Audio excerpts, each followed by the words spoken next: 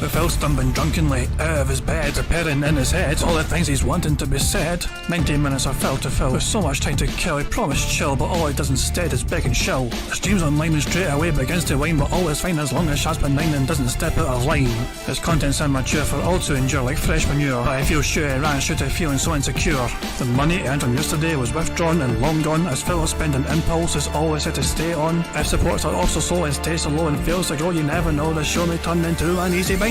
Once kicked off across the board with charge to what because his code can't be ignored, just how much DSP makes us feel so bored. To help us fight or sleep and try to keep alert to watch a creep who play bingo, but Phil will bitch and why his sheep are also cheap while DSP is chasing green. We're seeing green across the screen as Phil's routine predictability rivals are so machinist, snorting, burping, leaning, ban. It matters not if battery fun is shy or scant to see if hours making feel less of a man. Takes a drink and starts his like before lunching into a big pretending never bills when truth is dead to buy a wrestling JPEG. Talks about his shitty life of call his cat and fatty wife and all his strife while forgetting that it's done well and they were rife. With drama he will react but isn't act, that is a fact as he rehearsed to be exact in how he felt he was attacked. He seems nearly over it and a win is in sight, with what to white despite Phil to light that tips were not white. We'll say alright it is okay and now it's time for Phil to play, but first he'll say that tips will help from being off the other day. And with those words we win again, it's never if but always when the game is won. Thanks to that we made it to the very end.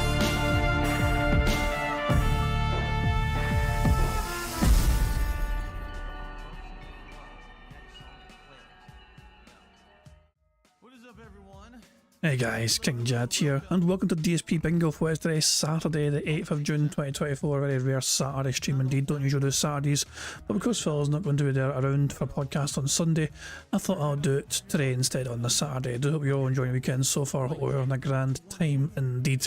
And yeah, we're back to a normal bingo. It should be a normal length bingo, so we're back to a 5x5 bingo card today as well.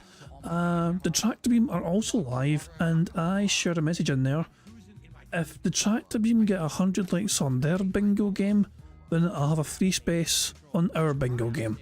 So there's incentive for people to like the Tractor Beam stream as well, to get them to 100 likes, so it gives us a free space for our bingo game. So not that I'm trying to artificially manufacture engagement or anything, but if you want to get help winning bingo, then give them a like. There you go, and there's a link to the stream in the chat right now, and if you pop in there, just yell at Snoot for being a midget. There you go, that's what I'd recommend. But anyway, let's focus on the bingo, shall we? Of course, Phil had an interesting day yesterday, to say the least. The day stream saw him get $122, although none of that came during Fallout. The podcast got $100, the game got $0, and basically after the game he went and done that React thing, and he got, $22 essentially for the day stream. The night stream saw him get $54, although about half of that was from Jack's Raxer because it's Friday night. So there you go. So yeah, Phil. Oh, I closed the bloody thing. I just closed. I closed the fucking podcast for Phil by mistake. Didn't mean to do that. Whoops a daisy. Let me pull up fucking DSP gaming again. It's the wrong fucking thing. There I can go. Son of a bitch. Well, so Phil saw the Street Fighter trailer for Bison and he's not looking forward to it. So because what was it he said? Yeah, sadly he's like pure Street Fighter 5 Bison completely killed my hype. Lol. So yeah, Phil is not looking forward at all to the Street Fighter 6 version of Bison because he thinks it's going to be like Street Fighter 5 version. Who knows, I guess I'll have to wait and see. Barrett Wells has completed his masterpiece. The whole thing is completed. From left to right, they're all completed, they're all there. So many different detractors in there, so many unique and robust faces. Bloody hell, it's just incredible. He shared it on Twitter as well, but this is the whole bloody picture. This is incredible. This collage. This is just insanity. And there's me right there. The angry Scottish guy right fucking there. So big ups to Barrett Wells for completing his masterpiece and completing it in time as well, because he was racing against the clock. He was trying to get this collage completed before the birth of his baby. So I think it's a baby boy he's having. So yeah. Congratulations on telling your wife to keep her legs crossed, until you could complete the picture So say anytime the baby wants to pop out now, go for it. But there you go. Well done, Barrett Wells.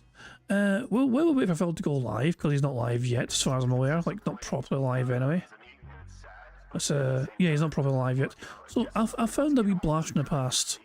I was going to show you my emojis thing from Phil reacting to the other day, but half it's like a fucking podcast anyway, which we've seen already.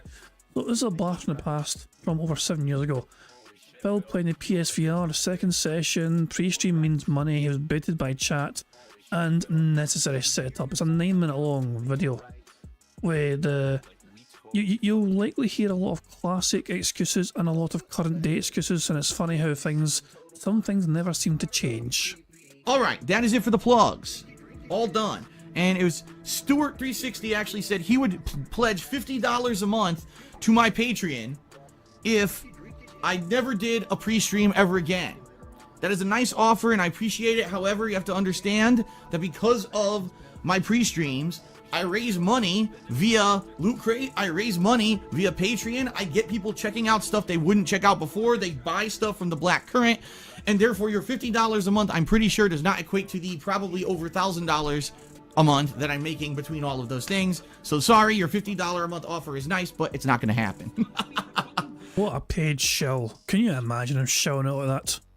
Can you imagine? Remember Phil used to fucking pretend he's never shilled in his entire life? And here he is showing his fucking girlfriend so back in the fucking day and showing his Loot Crate. Okay then. Thank you everyone. She's got a nice refreshing drink. It is now time for the PSVR coverage. I hope you're excited. I am excited. Alright, that's it for the pre-stream. Let's do it. Here we go. Okay, folks. So let me get rid of that. How's the lighting? Is it too dark? Because I can slightly up the lights here. What I will do is I will move this to the side. I like how this guy says the pre-stream was 46 minutes when I didn't even start talking until less than 20 minutes ago. Okay, 46 minutes. Yes, the podcasts used to be that short. Also before there were podcasts, there were pre-streams. They used to be quite quick.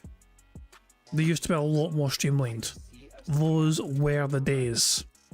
Just because the stream started at noon doesn't mean that it's pre-stream. But you know, why am I even addressing it? It's common sense for logical humans that can figure it out. Anyway, I don't know why I address it. I take the bait every time. Every time. I just spilled water all over myself. Ugh. Some people are saying the webcam's dark. Here's the thing. Let me up the light and let's see what it looks like. Hold on.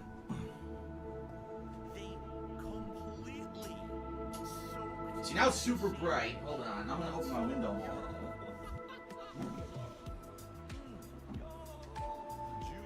See, here's the thing. Here's the thing, and this is the God's honest truth, is my lamp in my office here actually heats the office up by about 5 to 10 degrees when all the lights are on.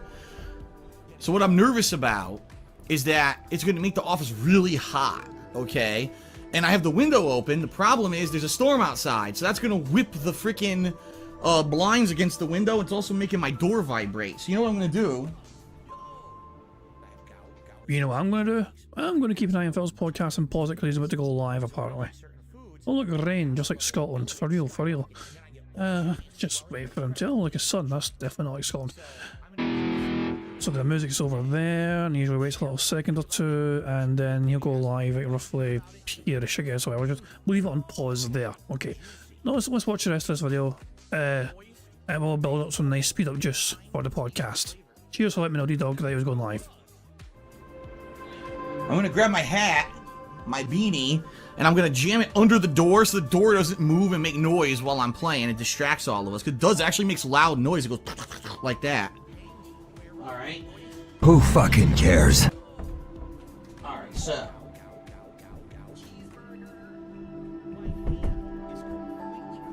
Fucking inflatable right, fucking crown! The door won't wiggle and make noise. So that's one thing down. Alright. You know what I'm gonna do? I'm gonna finish. Let me finish drinking this before we start. Just another sip in here. Fuck you, Phil. Okay. All right.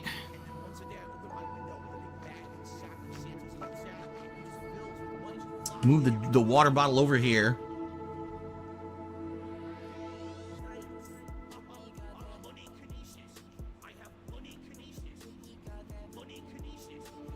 That's all over there now. Okay.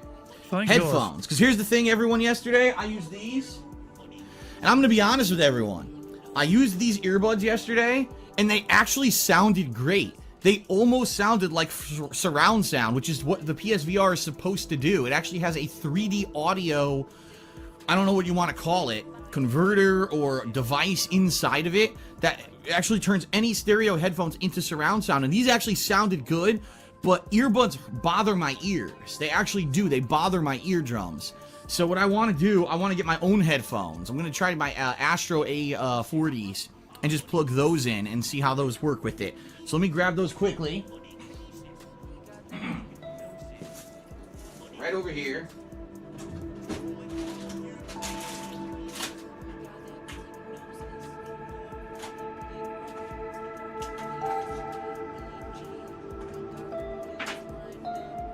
Bruh.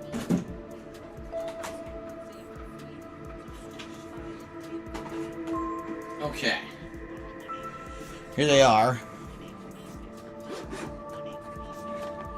Yes! Get on with it!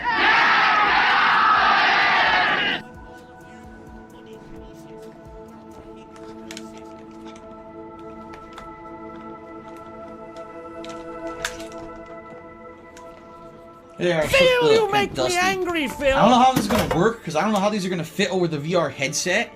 You know, I'm going to have to mess with it right now and try to get it to work. So this will be an experiment here. Which is left and which is right? Left and right. Okay, this way. Now I just need the cable.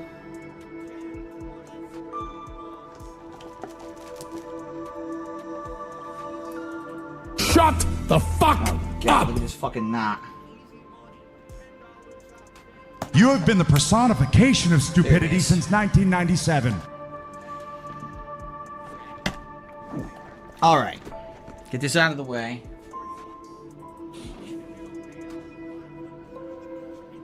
Let's see. Let's see how this works.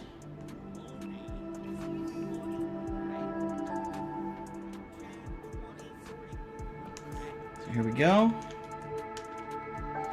Plug that in. Plug this in right here into the PSVR.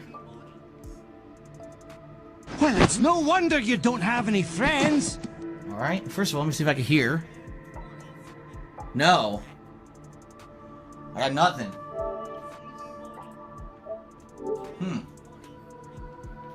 I got nothing. They said you could use any headset, so... I gotta mute this fucker. How do I do it? Oh, you know what? I did it backwards. Hold on. I did it backwards. The cord's backwards. This The cord sucks. was How do you plugged in fucking mute this backwards. asshole? Because one end is just for that. There we go. Now let's see how it sounds. I got sounds now. Here we go. Okay. So now what I gotta try to figure out... what I gotta try to figure out is how to get those headphones on my head while I got the VR headset on. This is gonna be interesting. Okay. This is legit like a serious stream he had. Alright, the guy who's been baiting me in the stream chat and complaining the whole time is now gone. If you want to sit there and fucking complain, you can do it somewhere else, not in my stream chat. The whole point of this is to see the setup and everything. You're seeing firsthand what I'm doing, so if you want to get the PSVR, you'll learn for yourself.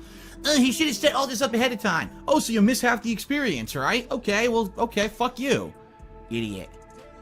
Miss half the experience, Phil. Nobody cared. I mean, look, if people wanted a guide and setting up, they would search for a guide on YouTube. Specifically. Oh, should we follow your instructions? Should we follow what you did and put the thing in the wrong cable the wrong way around as well? Following your step-by-step buffoonery.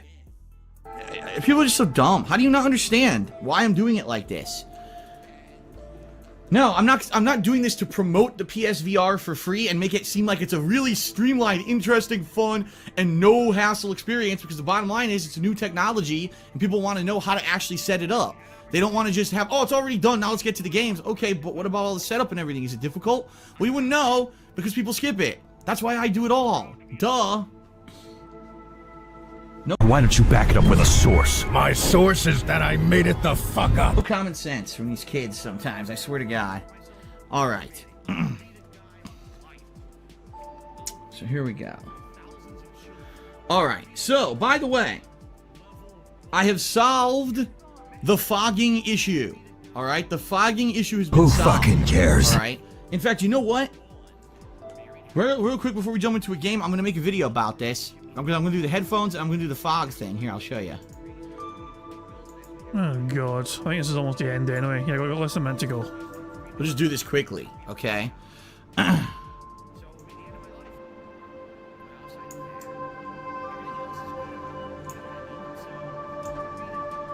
camera should be higher.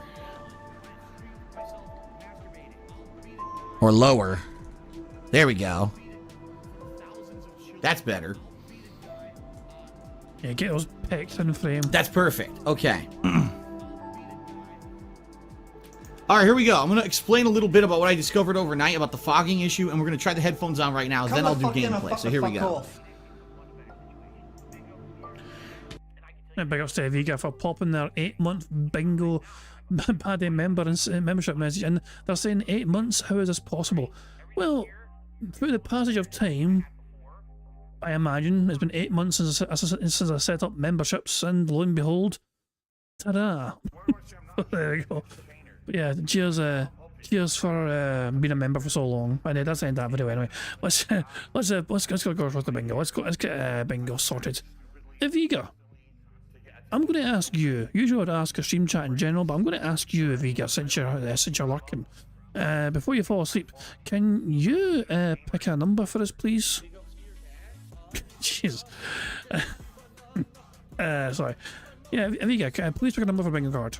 Bingo is your responsibility. So 463, fantastic. We're back to the 5x5 bingo card, as you can see.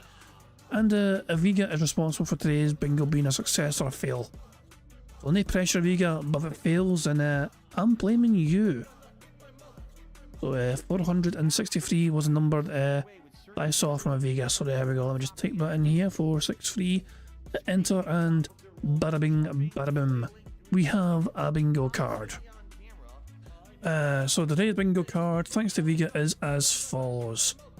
We need Phil to say, I would argue, addition, goal, support, and essentially. The second row is Phil saying behind the scenes, no exaggeration, here's the thing, life, and him flailing his arms. The third row is Phil repeating the same point constantly, him pointing at the camera, him snorting, him discussing food, and him saying you guys. The fourth row is Phil saying what I mean by that, him bumping a microphone, him discussing the weather, him saying tired and million, interesting number.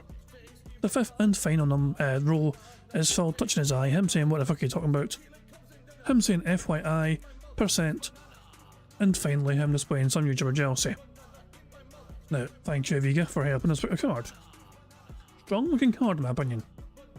The aim of the game, as you guys will know by now, is for us to try and get a full house 25 out of 25 on the bingo board you see before you on the screen. If we manage to do that, we'll add $25 to the bingo prize fund, which is currently sitting at $150. At the end of the month, we're going to have a marble race to determine who takes home half that bingo prize fund, because the other half goes to charity. If you want to have a chance of winning half of that bingo prize fund, though, you've got to make sure you've left a comment on the community post, which is linked in the description of this live stream. If you haven't done it yet, you've got until the end of the month to make sure your name is down there on that community post to have a chance of winning half of that bingo prize fund. There's a variety of ways for us to get free spaces as well on this bingo card. For example, if Phil snorts or burps 10 times before he starts recording for his crappy gameplay, that gives us a free space. If Phil says what? 5 times, that gives us a free space as well. If we get 100 likes on this bingo stream here before we finish playing bingo, that too gives us a free space, and you guys also get to enjoy the Bubbles animation made by supremely talented Pixar Animations. Finally, there is one final way for us to get a free space, but it doesn't involve anything happening here. It involves the tractor beam stream getting 100 likes. They are streaming as well, as they always do on a Saturday, and if the tractor beam stream gets 100 likes too, that gives a free space for this bingo card too. So there we go. Maybe nip over there if you haven't done so already and give a wee quick like and then come back. But before you leave the tractor beam stream, just call Snood a midget prick. There you go, you must call Snood a midget prick. That is mandatory. I think I've covered all the bases. I don't know why I feel like Billions did, but I guess I blame Android. Yeah, that's the bingo card we have for today's show. Hopefully it can produce a full house for us. It'd be great to get another full house, and really, especially since there's no more bingos after this weekend. There's no Sunday bingo, for example. So yeah, it'd be nice to to really round off a good couple of days worth of bingo. It's been a great week. The last few days, we're streaming bingo this week has been fantastic. We've had several good victories, and yeah, it'd be nice to add to that bingo prize fund. Let's make sure Phil's on 1.25 speed. There we go. And yeah, I think the only thing left for me to do is to press the random Scottish soundboard button to send us off into battle once more. This is the fucking Shawshank Redemption, right? But with more tunneling through shit, no fucking redemption. And on that cheery note, it time bingo.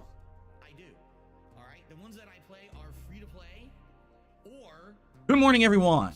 Hot on the heels of Summer Game Fest. Today, I've got a slew of updates for you, including a newly updated game release schedule that I'm interested in. Hold on a second, hold on. Was that a camera point straight off the bat?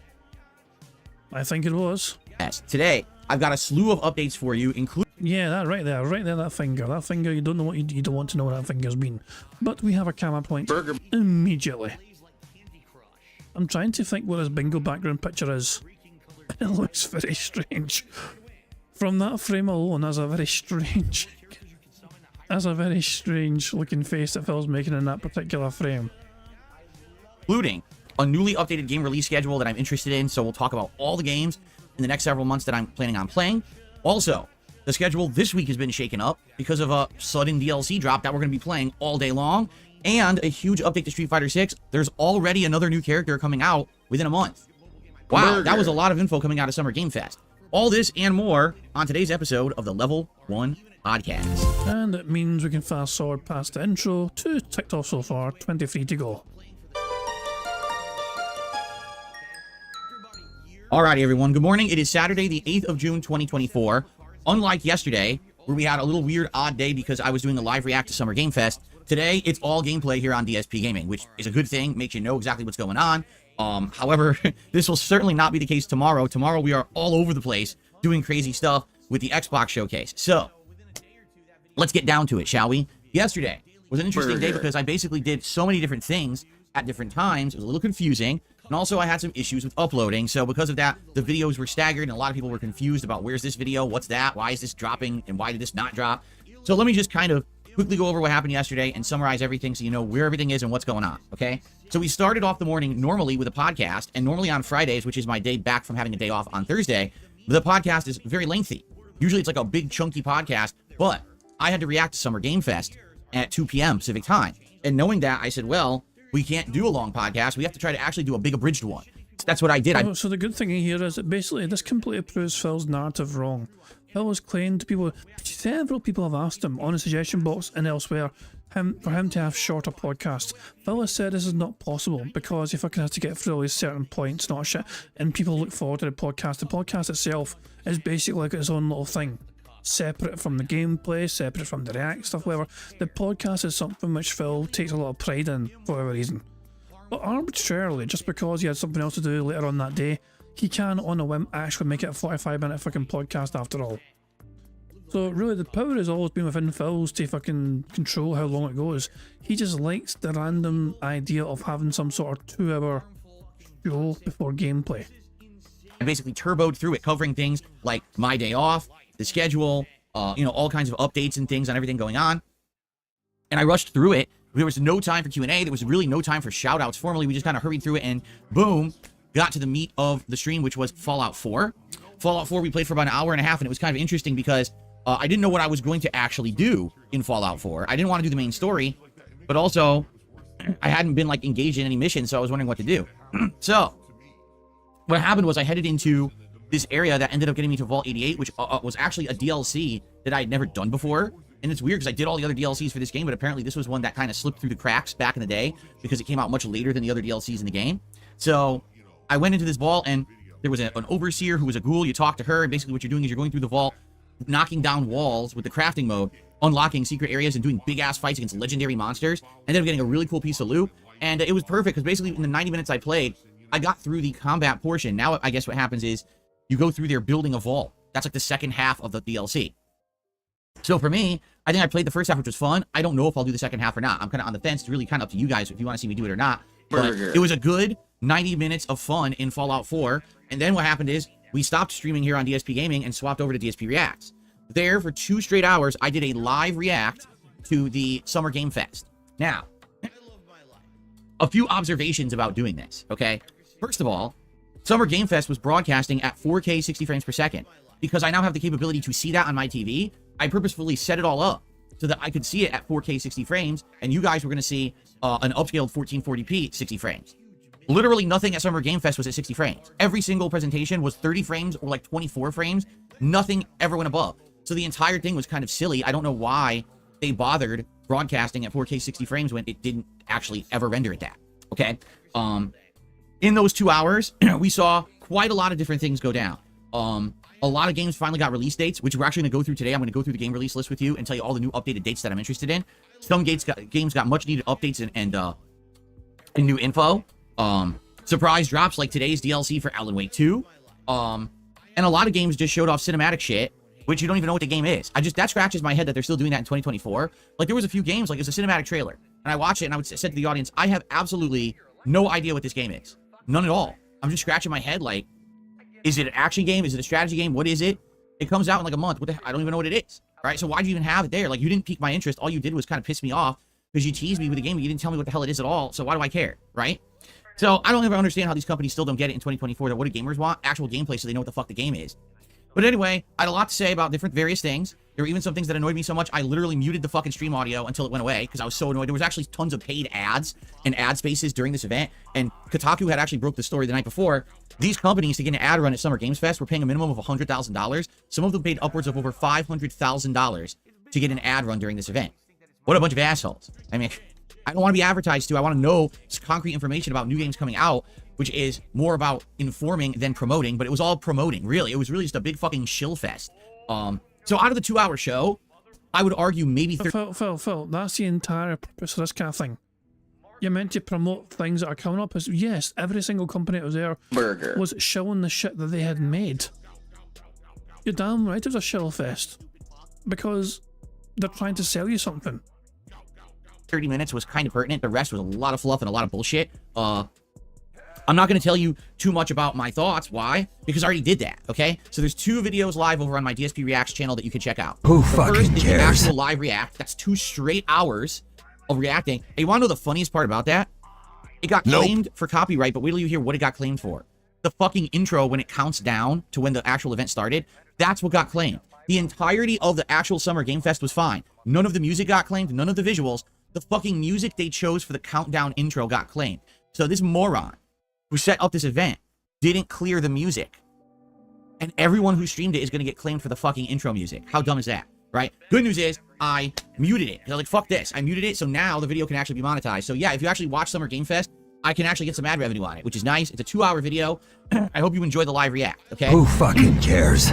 Now, immediately following that live 2 hours, I did a 40-minute recap reactions video. And if you're not aware what that is, this is what I used to do back in the day before I ever did live reacting. I summarized everything that happened during Summer Game Fest, hitting each bullet point and giving you my opinion on each one. It lasts about 40 minutes as opposed to the 2 hours of bullshit fluff. I narrow it right down to the nitty gritty, and I have a lot to say about certain segments. You'll want to watch that if you want my actual takes rather than just live reacts. If you want a more informed take and also more condensed, check that video out. That's also live over on DSP Reacts right now. Okay? The bummer was, because I was trying to upload all this stuff at once, the live react didn't go live right away. It only uploaded halfway, and then it basically I had to wait for my late stream, and after my late stream, then I resumed the upload, and it did finish. So some people who were like waiting for, oh, I want the live react right now, I couldn't give it to you. You know, that's the problem with YouTube and very large uploads on YouTube. They take forever. The longer the video, the longer the upload, and the longer the process, and tons of issues. So here I am trying to, you know, upload this 2-hour video during a 2.5-hour break, and it won't upload. It only uploaded halfway. Stupid. So anyway, all that is now live. Give it a look. I hope you enjoy it, okay? Then, last night on the late stream, it was Street Fighter 6 Friday Night Fights, the return of E Honda. I played about a half an hour of casual play, and then I swapped over to ranked play, okay? And it's hilarious because after all the screaming and moaning and everyone saying, finally, he actually done ranked play. Well, in that case, how did Phil do with ranked play? I'm kind of curious. play, and then I swapped over to ranked play, okay? And it's hilarious because after all the screaming and moaning and everyone saying play ranked, play ranked, play ranked, I didn't get a single extra person, I didn't get a single extra contribution, I got nothing special. Oh my oh my god. That's his big complaint. That is his big gripe. Was he watching chat like a hawk to see if the numbers would start shooting up? Or something. I didn't get a single extra contribution. So it's not. I'm going to rewind that. Go on, Phil. Complain again. Why you were so upset? On the late stream, it was Street Fighter 6 Friday Night Fights, the return of E Honda. I played about a half an hour of casual play, and then I swapped over to ranked play, okay? And it's hilarious because after all the screaming and moaning and everyone saying play ranked, play ranked, play ranked, I didn't get a single extra person, I didn't get a single extra contribution, I got nothing special for playing ranked versus casual. It was exactly the same crowd, everyone was happy, all those idiots that sit around screaming for ranked only didn't even fucking show up, okay? Here's the deal, I did pretty good, alright? Here's the stats actually. Who fucking cares? Well, it would have helped if I didn't delete the stats. Hold on. Here it is. Okay. So, I had 10 wins and 5 losses in casual matches. So I basically won half as much as I lost. Then I went to ranked, and I had 21 wins and 16 losses for a 57% win rate. Not bad. Phil, we've been over this, pal. We've been over this. If you want me to give you credit for playing well in Street Fighter, you've got to start playing better than that. You need a better win ratio than that. When you get like an 80%, so Phil, you claim to be fucking great at this fucking game. That's your words. You claim you're fucking great at it. Do you want me to give you credit for playing well? Get an 80% or above win ratio. 50 fucking 2% or 57 fucking percent, whatever the fuck it is not very fucking impressive to me. Especially because what I was losing to in a lot of these cases was stuff I haven't seen. Like this Aki gameplay, she is so different now with this balance readjusting. She plays much differently and it has a lot of lockdown combos and hit strings that I wasn't aware of. So, you know, I'm getting trapped and baited and mixed up. I'm like, oh crap, okay, I didn't know that Aki can do this stuff. And I did lose to a few of them. But actually had some really good matches too. I remember I had a really good match against a Luke and stuff like that. And, you know, a lot of the matches were back and forth. I win one, they win one, final match, who wins, you know, it's down to the wire. My combos with Honda have dramatically improved. My strategies are improving, okay? So if you like the Honda gameplay, you're going to see some really good Honda gameplay in this set. I hope that you'll check it out because I had a great time playing with him, and I feel like this is a character I want to continue to play. Here's the good news. With these rebalances, Honda seems viable now. I'm not saying he's ever going to be top tier, but he seems like way more fun to play and more playable. Previously, it was like, okay, throw out a headbutt, right? Throw out a body splash, hope that it hits, and that was it. Like, you couldn't really do much, right? So, yeah, basically, it was fun to actually now do other things with these underhand combos and things. I'm really enjoying Honda. I hope you'll check it out. And again, I will be continuing him and getting better with him, hopefully over time, okay? Cool. You know what's weird is I'm trying to see if my lamp, it's working. I'm just trying to see the colors it's going between. Because half the colors are showing up as white on the camera here, and I don't know why. See that white? It's light blue. It looks white. Now it's dark. Okay, that blue shows up perfect. It's just weird. I want to make sure the lamp isn't dying. Because this is a common lamp. I can get another one. Now it's dark blue. That showed up properly. Now it is white. Yeah, it's like a weird white. Yeah, Who it actually is the fucking lamp. cares? It's not, now it's yellow-green, and it still shows up as white. So when it turns yellowish-green, it shows the same color, but then it goes blue. Oh, now it's supposed to be green, but it shows up as blue.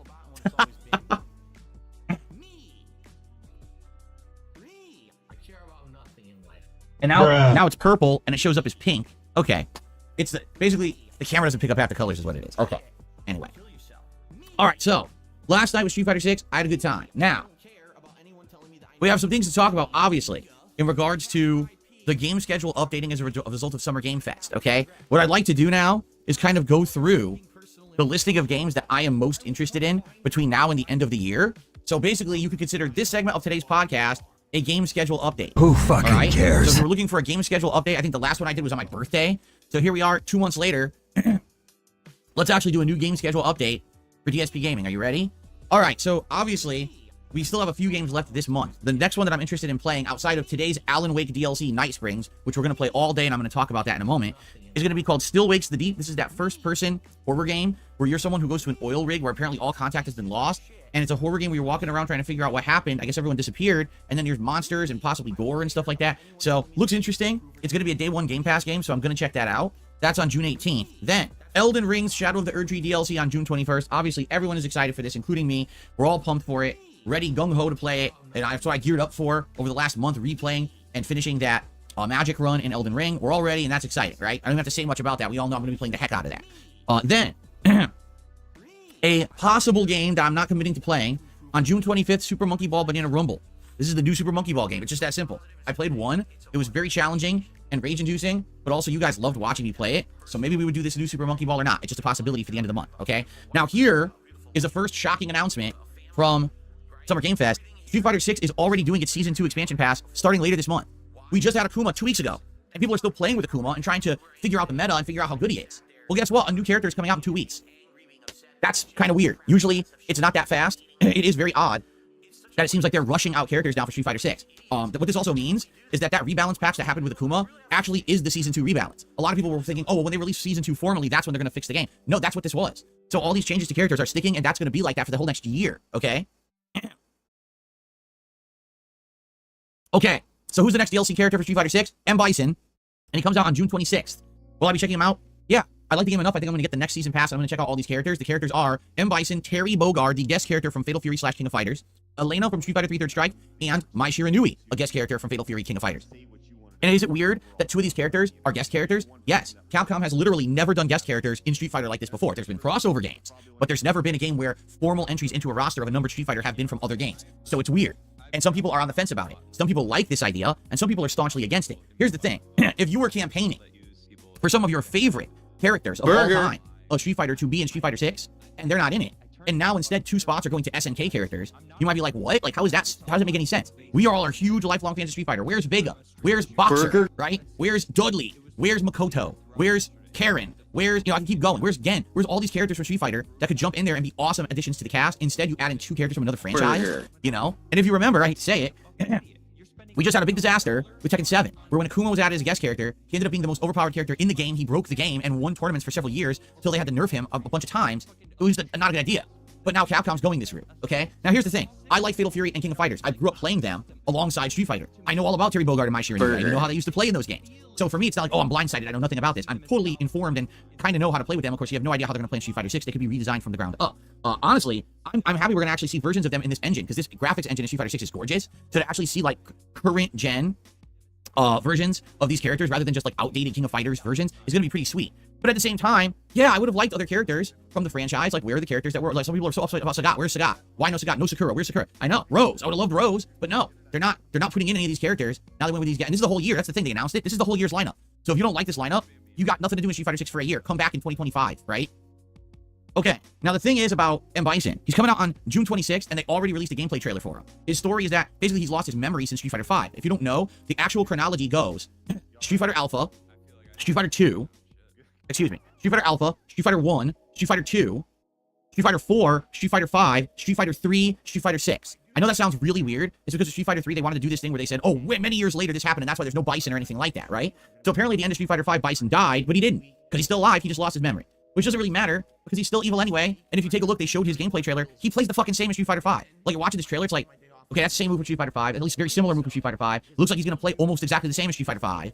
Like, almost everything's identical that you could see in that gameplay trailer. And I'm going to be honest with you guys, that's not interesting to me. Street Fighter 5 sucked, okay? In my opinion, the worst numbered Street Fighter ever made. I didn't like the gameplay style. It looks to me like he's going to be a character who's going to basically do this little pattern of, he's next to you, hit string, mix up, oh, I caught you with one hit, juggle, drive, what? Okay, big deal. It's going to be the same exact gameplay. And I don't like that. Like, Bison used to be a very unique character in old school Street Fighter, and no one else played like him. Like, he was definitely different. Now, he's going to have the same kind of mid-screen, hit you with the counter poke, hit you with the combo. It's too similar. I don't like that. I wanted something different. Bring back either classic Bison or make a brand new version. You didn't need to have Street Fighter 5 Bison back again. And quite frankly, I hate to say it, it feels like a waste of a spot. Because Bison, in the story, was dead. Now he's like, everything you do is bullshit, he's back anyway. And what was the point? What was the point of not even having him in Season 1? It doesn't even make sense. A whole year without Bison, but now he's back, he plays the same. So big deal. It's kind of like a non-announcement character to me. And it is frustrating. So, I don't know, I wanted something new. Like I said last year, when people asked me, what characters would you like in Street Fighter? Well, brand new characters that bring something new to the table and play uniquely, right? I like variety in my Street Fighter. I like it that characters play completely differently. Come the fuck in or fuck the fuck off. Thank you very much to Lonesome for gifting 5 memberships to the channel. Congratulations to Cal, Tom, PlanetSide223, the Baltic Bro, and Yin33 for receiving the memberships. And thank you once again to Lonesome for gifting those memberships. I'll need to try and remember to add those at the end. Also, let me just press this button to skip the other alerts because there's no point in having them spam. So yeah, well done to you guys for getting memberships, and thank you once again, Lowenson. Cheers for that, very kind of you. Oh, fuck, the stream broke, hold on. I mean, it's terrible. All this hands are all over the place. You're like a sweaty octopus trying to unhook a bra. And that should fix it. Either a character who's just pure rushdown, okay, but have like 2 characters like that, then have 2 characters that are pure keep away, have a few hybrids, have a few grapplers, right? Street Fighter 6 at this point, with its balance update, is doing a better job of taking the characters that aren't rushdown and trying to make them more viable. That's a great thing. But at the very same time, then to put Bison back in and he plays the same as Street Fighter 5, like you kind of missed the point, right? We don't need the same return character. It almost feels like fan service. Like they already intended to have him in there from the get-go, but they kind of teased, and now they're bringing, oh look, we're giving you what you want. Well, not really. Like there was no reason to not have him in season 1. Like what purpose did that serve if you were just gonna bring him back and he plays the same, right? I don't know. Who So anyway, fucking cares? honestly, no, I'm not really that interested in him, but I'm going to get him and play with him and try him. But I don't know if I'm going to like him. Again, I don't like Street Fighter 5. So to bring back Street Fighter 5 Bison is kind of underwhelming for me. If you told me he was playing more like Street Fighter 2 or Street Fighter 4, I'd be like, oh, okay. But Street Fighter 5 Bison, I really don't like. Anyway, so June 26th, will I be playing with Bison? Yes, I will. It'll be good because I'll have a few days of all like Elden Ring, and then we'll go to Street Fighter. So there is the Luigi's Mansion 2 remake coming June 27th. That's a maybe, just like Super Monkey Ball. Nintendo World Championships comes out July 18th. This is a special game for the Switch that pits a lot of classic NES games against a gamer doing basically a challenge run. What it does is it makes modified versions of these games where you're trying to either get points or scores or times, and it looks like it's going to be pretty fun. In that regard, the question is, will my audience like it? Like, I know I would like it, and it would be really cool to do challenge runs and things, but I don't know if anyone else is going to like it, okay? So there's that. Then on July 19th is this game Kunitsugami, and it's like something of the goddess. What's weird about this game is we saw it last year, and it looked like an action game, and everyone was like, oh, is that going to be like almost like a Soulsborne game, or like Onimusha, or what's the one? I can't even remember. Oh, Neo would be like Neo. But now they showed it yesterday, and it looks so weird. It's like the combat is you're fighting an enemy, but that you surround them with people. It's like you and other people, like your minions or teammates, are surrounding these enemies, beating them up. And it's like, is it a strategy game? Is it? You can't even tell what it is. Is it action-based? Is it turn-based? It's like confusing as shit. The weird thing is this game comes out July 19th, and no one even knows what it is yet. Very, very weird. So they're gonna have to start releasing a lot of information about this game, Kunitsugami, if anyone's gonna buy it. Okay. Then Black Myth Wukong is coming out August 20th. Now here's a really weird thing, guys. All right. 2 things about Black Myth Wukong that were revealed yesterday that a lot of people on the internet are not very happy about. Number 1, Black Myth Wukong's physical edition actually is not a physical edition. Black Myth Wukong is going to sell an empty box with a download code inside. I'm serious. If you go to the store and you buy Black Myth Wukong, you don't get a game disc. You get a voucher with a code that gives you exactly the same game as if you bought it digitally. So are you about to mock somebody for giving away game boxes? Not even giving away game boxes, but selling game boxes? Phil, you offered game boxes as a prize to your audience for goodwill for a long time. You said, I can't give you the actual game itself. I need to trade that in for my next game at GameStop. I'm going to put in a signed business card in the empty game box, you guys. Nothing physical but an empty box. Why? Oh, our limitations of production being that this is our first major game. Okay, but then why are you selling it physically? Just don't sell it physically then, right? I think what it is they're afraid that what's going to happen to them is what happened to Alan Wake 2, where a lot of people said we're not going to buy it because we only buy physical, but this really isn't physical. It's just a box, you see? So I guess we'll see what happens there. That's number 1. Number 2, and this actually is starting to piss off a lot of people at this point. Black Myth Wukong, day 1, August 20th, is releasing on PC and PS5, and that's it. What do you mean? I thought it was fully cross-platform. It is, but they decided to delay it on Xbox. Huh? Yeah, the game devs came out and said, oh, we haven't perfected it on Xbox yet. So basically, we're just going to delay that edition, and we have no idea when it's coming out. So why don't you back it up with a source? My source is that I made it the fuck up. you know what this tells me? The game's not done. Sorry, if the game isn't running well on the... I had a feeling this might happen. Yeah, so I'm going to need to go back to 1.25 speed. I was at 1.5 speed there, but it feels like it's going too fast for YouTube to fucking work properly. I don't know. I'm going back to 1.25 speed for now. I'm going to wind that and then let it fucking play if it wants to fucking play. Play, damn it. Welcome to Operation Mindfuck! That didn't work. Damn it. Usually that works. Fuck. This is... Hold on. We go here. Hold on. How about if I do this? We go here, and then we go here, we go here, and we go here. The game's not done. There you go. Sorry, if the game isn't running well on the platforms that you're releasing it for, the game literally isn't done. I almost feel like at this point they're pushing it out. And how much do you want to bet this game is going to have performance issues on every... I bet on PC, PS5, it's going to probably run like shit. I almost guarantee it. It's sad because the game looks good, but I almost get the feeling this game's going to be one of those games. It's all this hype, everyone buys it, and it's a piece of dog shit on launch. It's going to take them like 2 months to patch it enough to make it run well. I'm getting this vibe now. And this really is starting to make me worried because we were excited for this game for several years. And then to hear that, you're like, there's a problem here. That doesn't sound good, right? Anyway, so that's what we found out about Black Myth Wukong.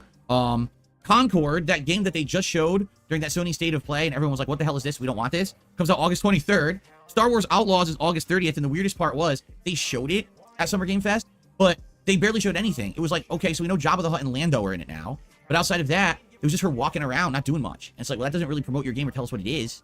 So it wasn't much of a big expose. I guess they're saying, this week at some point, there's going to be an Ubisoft event, and they think that they're going to reveal more then. Okay.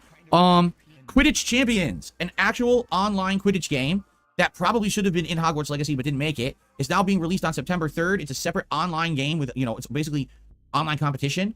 And it is on PlayStation Plus day one, but the question is what level? Because it's weird. I was looking online and they were like, oh, it's a PS Plus day one title. That's great, but why aren't you saying PS Plus Basic? Because I think it's a bait and switch. I think they're trying to trick people into thinking it's on PS Plus, but you have to pay for the better PS Plus to get it. In which case, how many people are going to do that? I don't know. But is it essential? Fred Rogers said, I looked it up. It is essential. If it's essential, that's good. I'll check it out. I have PS Plus Essential to play Street Fighter 6. So I guess we'll have to look into this.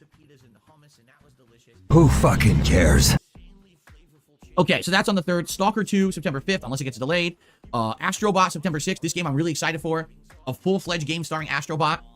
Remember that the Astrobot, basically demo minigame that came with PS5, was basically the best launch title. It took advantage of the actual DualSense controller more than any other game, and to this day, no other games have really taken advantage of the controller, so I can't wait to play a full-fledged game like that. Warhammer 40k Space Marine 2 on September 9th.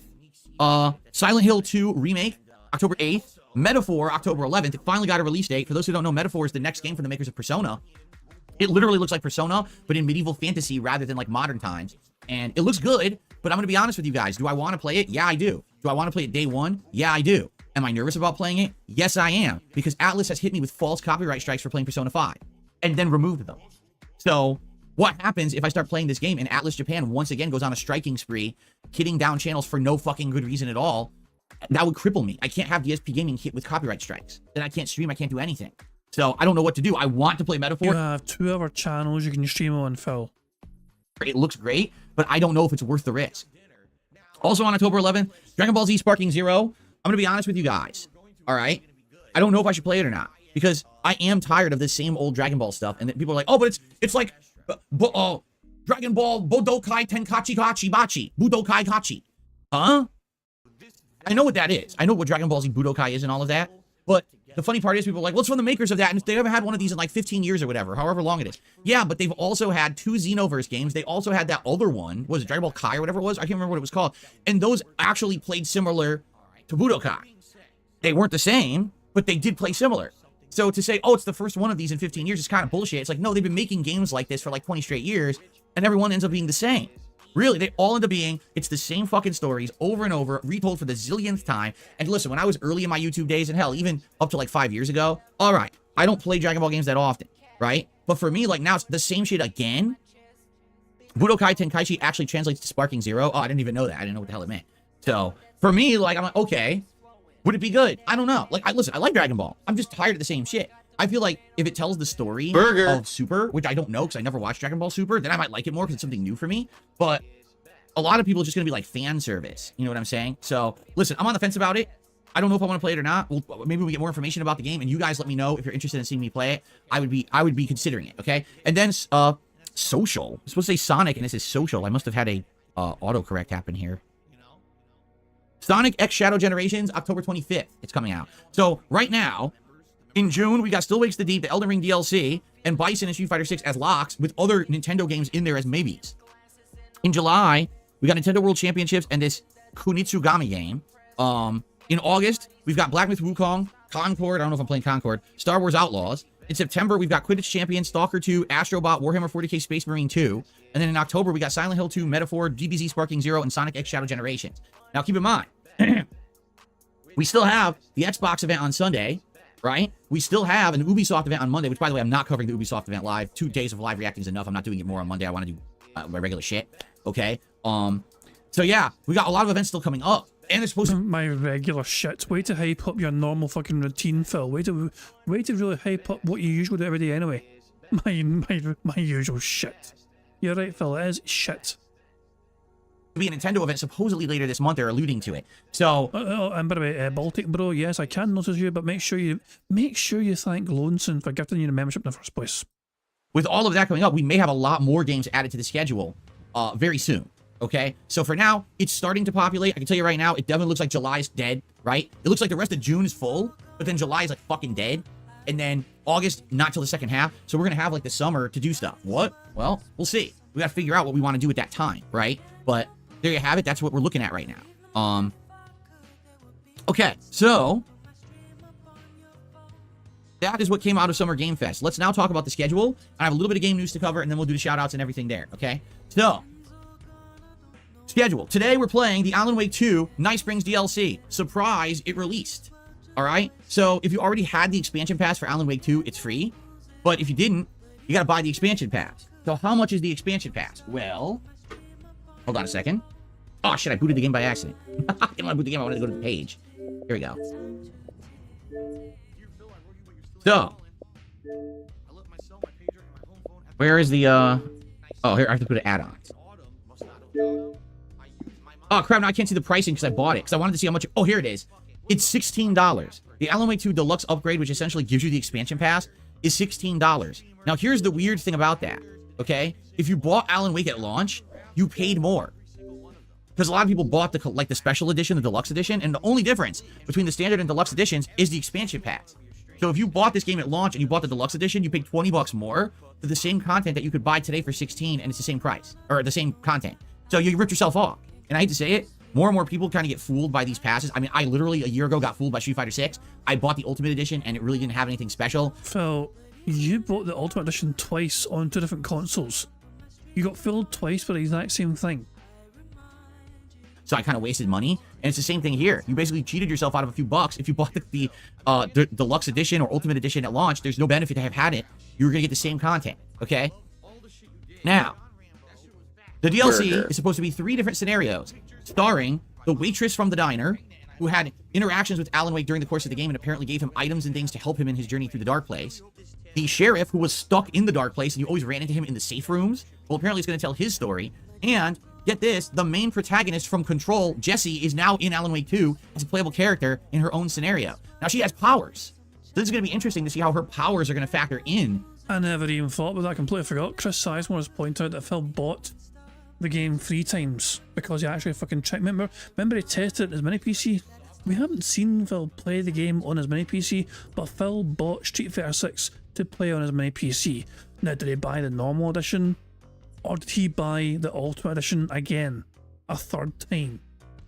I'm not sure if Phil actually explained what edition he bought. Oh, that's a good point. It's a demo. That's what it was. It's a demo.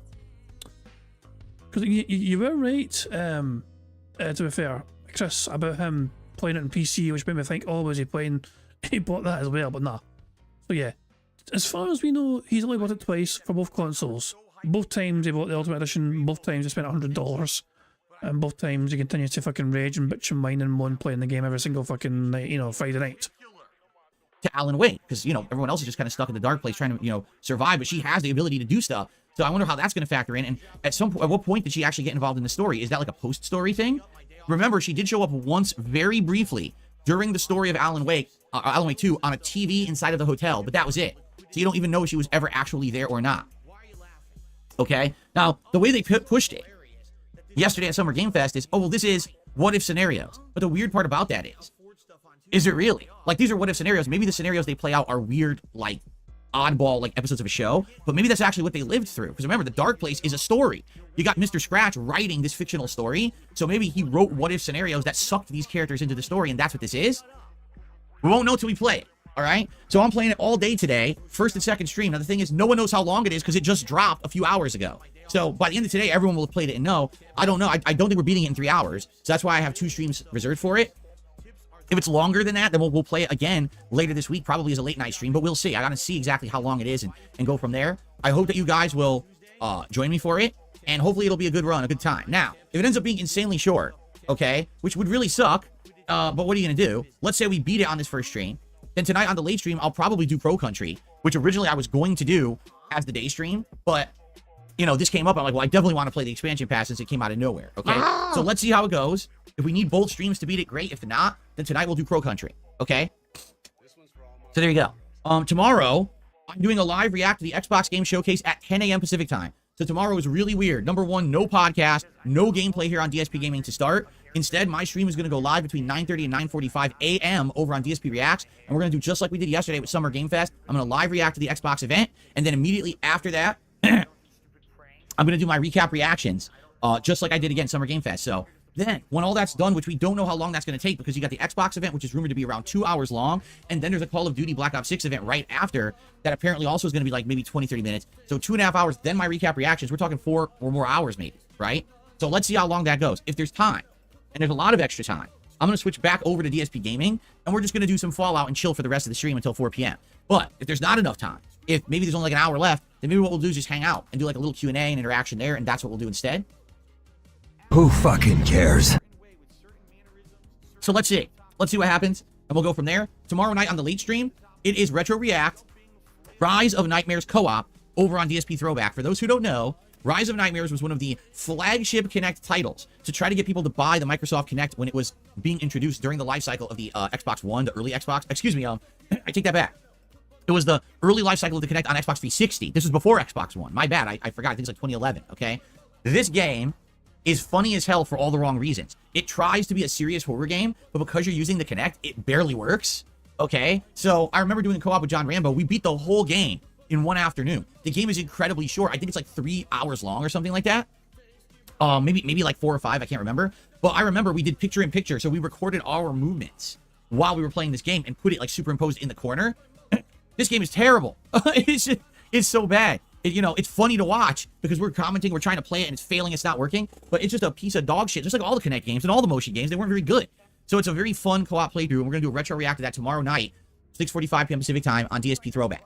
Okay? Then Monday is also now different. Monday's daytime stream, we'll have a podcast here, but then we're going over to DSP Reacts to do the weekly DSP versus the Internet Clips show. So I know this is throwing the whole schedule into the loop, and it's weird because obviously normally I'd be doing gameplay, but now I got to do the react show on Monday because I'm not doing it tomorrow because of this Xbox event. Monday night, Street Fighter 6, and if I'm playing normally, I'm probably going to try Akuma. What I need to do is watch some Akuma videos because people have figured out all this tech in the last 2 weeks that I don't know yet. So I got to watch some Akuma videos, try to absorb that tech, and I'll probably try on Monday night again. If not, the thing is, I'm talking with Brian about when we're going to do our next session, and we're trying to hash it out. We haven't yet. It's going to be coming up, but I don't know when yet. It might be Monday, maybe not. I don't know. So here's the problem with that. You're the one that's always fucking going on about the fucking session to him. Like, if you want to try and avoid what happened with Rambo and Howard happening again with Brian, you let Brian go to you. And you let Brian have his space so Brian can tell you when they're ready to fucking do it again. Because if you keep constantly harassing this fucking poor guy over and over and over again, basically it's going to just prove that people like us were right. But all you fucking do when you fucking talk to people is try and fucking make content from them. Did you talk to Brian and ask him how his day was? Did you talk to Brian and ask him if he's doing okay? No, you only fucking care about making videos with Brian. So if and when that happens, I'll let you know. But I don't want to, like, you know me, I don't like to overpromise and underdeliver. So I'm not going to say, oh yeah, we're going to do it, and then it doesn't happen again. So I'll let you know if and when that happens, okay? You mean like last time when you fucking announced it and had it on your schedule that he was going to fucking join you on Friday, and then all of a sudden you sneakily just removed it from the schedule because he couldn't do it? So that's Monday night. Tuesday, we'll finally get back to normal. All right? So Tuesday's daytime stream, I'll probably play Crow Country, okay? And then Wednesday night, or Tuesday night is up in the air. We could do anything, and I'm thinking maybe we should do an indie game, whether it's Noita or it's Stardew Valley. I'll probably play one of those on Tuesday night, and then Wednesday will be Fallout 4 and Street Fighter 6, and that's my streaming week. I know, that's what a weird week with all these events and everything going crazy, but, you know, it's just a chaotic time. What can you do, right? By the way, I keep hearing Crow Country, so anytime Phil says that fucking shit, I just fucking spam this button. I just hear Crow Country.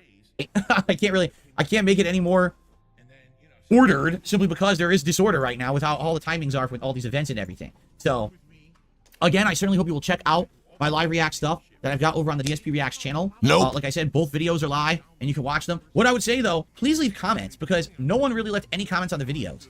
And it's weird, because you would think those are the kind of videos that would definitely have conversation going on, you know, what I was at the event and everything. And I'm looking, and I'm like, these videos have been up now for like 12 hours, and no one said a word? Yeah, no one said a word. There's no comments. I'm like, So, hey, if you're enjoying those videos, please, by all means, leave some comments, okay? Fair enough? Okay, now. That's the schedule. Okay, I do have a little bit of game news to talk about today. Well, a little bit of news in general, I should say. So we are... So it's not game news then? You're just reporting the fucking news like normally, like fucking, like, you know, there was a train crash in Europe today or some push.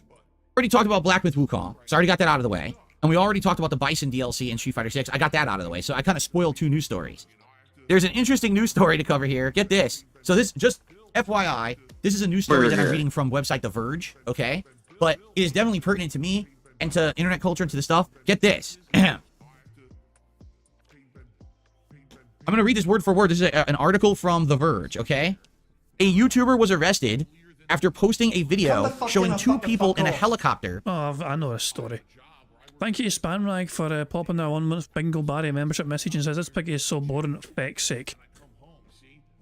The story that Phil was reading is a couple of days old as far as I'm aware, and it was basically a content creator was arrested by police because he went and kind of filmed some cool stunts of like women shooting rockets, like, you know, fireworks, you know, at his Lamborghini. So they were in a helicopter firing fireworks at his Lamborghini as it was driving through a very deserted area. It looked like no one was at risk. It looked like it looked cool as hell.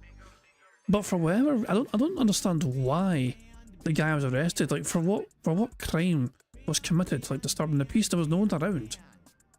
It was probably his car, I imagine, as well. So I don't know. I don't know the specifics of the story, but it does feel a bit unfair that the guy was arrested. But then again, I don't know the full story. Shooting fireworks at a Lamborghini. On Thursday, so this past Thursday, the U.S. Department of Justice charged Suk-Min Choi, yes, the guy's actual name is Suk-Min Choi, also known as Alex Choi on YouTube, for allegedly breaking the law against having an explosive or incendiary device on an aircraft. Oh, I see. Wouldn't that technically mean you can't have flare guns on aircrafts, which are kind of like necessary sometimes to kind of have if you fucking crash? That's a strange law, but wouldn't that kind of contradict having flare guns on aircraft if the fucking thing goes down? Because isn't that necessary bit of equipment to have? I don't know. Also, this is definitely going to be YouTuber jealousy. Burger. I'm taking a shit right there. Definitely. Damn it, the thing broke again. Hold on 2 seconds. Shut your hole.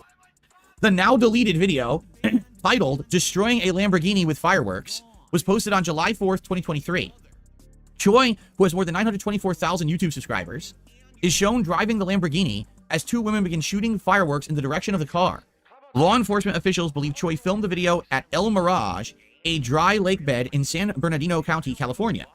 The Federal Aviation Administration began investigating the video in December, according to an affidavit filed with the Central District of California. The affidavit cites an email from what appears to be Choi's account saying he wants to record a video of an attack helicopter shooting missiles, mortar-style fireworks, at the car while the car is trying to run away and dodge the missiles using flares, Roman candle fireworks attached to the back of the car. As noted in the affidavit, the federal government alleges that Choi didn't obtain permits from the Bureau of Land Management or the Bureau of Alcohol, Tobacco, and Firearms and Explosives required to film this video. Well, in that case, that's dumb on their part.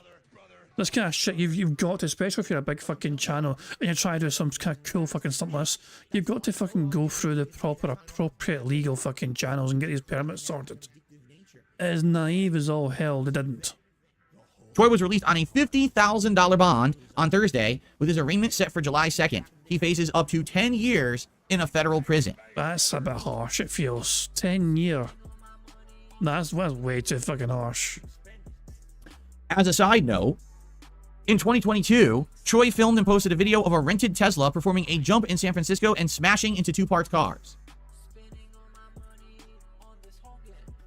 So, what's my take on this?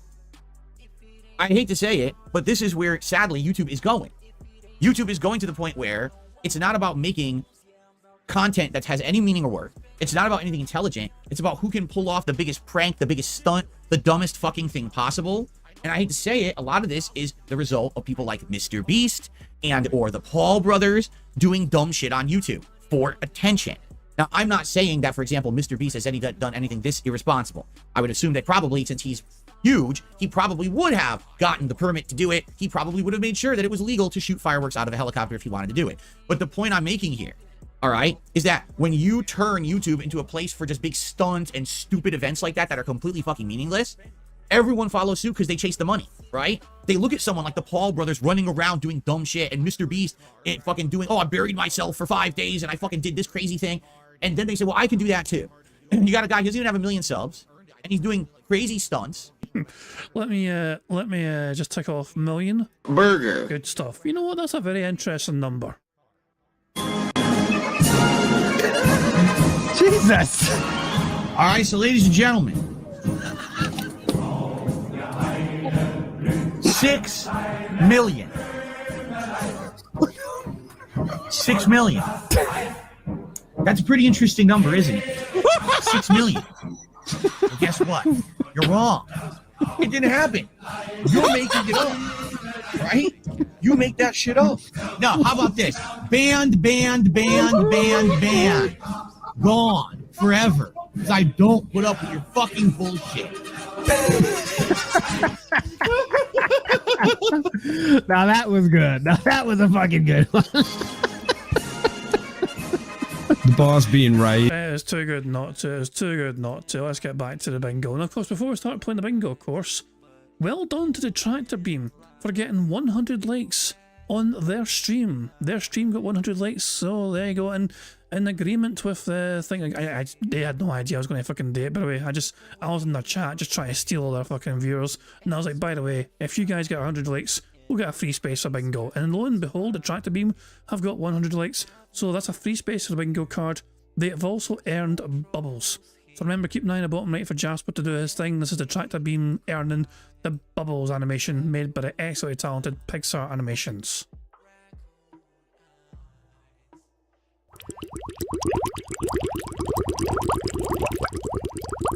Welcome up, Jasper. Good cat. Excellent stuff indeed. So there you go. Well done to all the Tractor Beam guys for the 100 likes on their stream. And remember, 100 likes on this stream as well.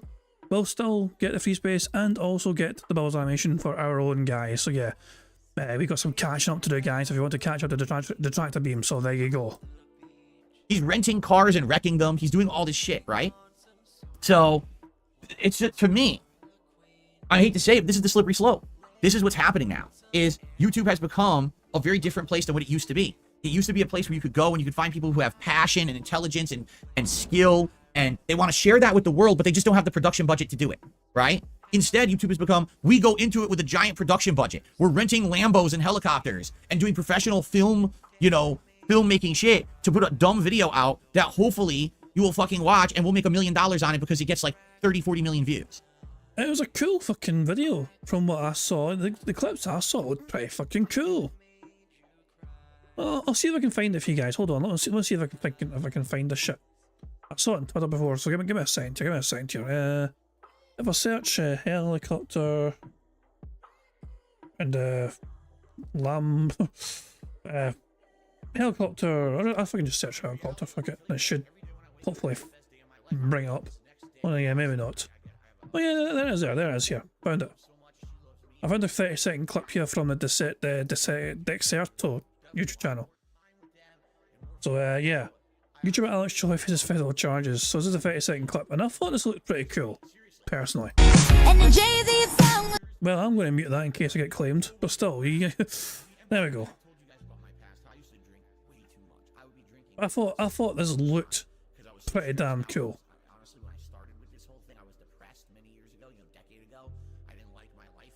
You cannot say that doesn't look cool. Dangerous? Quite possibly. But still, that looked damn cool.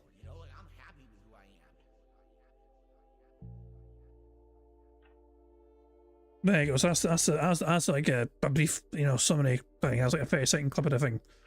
And to me, that was damn cool. If I was like, no, I don't like it, it's a stupid stunt and they're not doing it because it's passion or meaningful or whatever.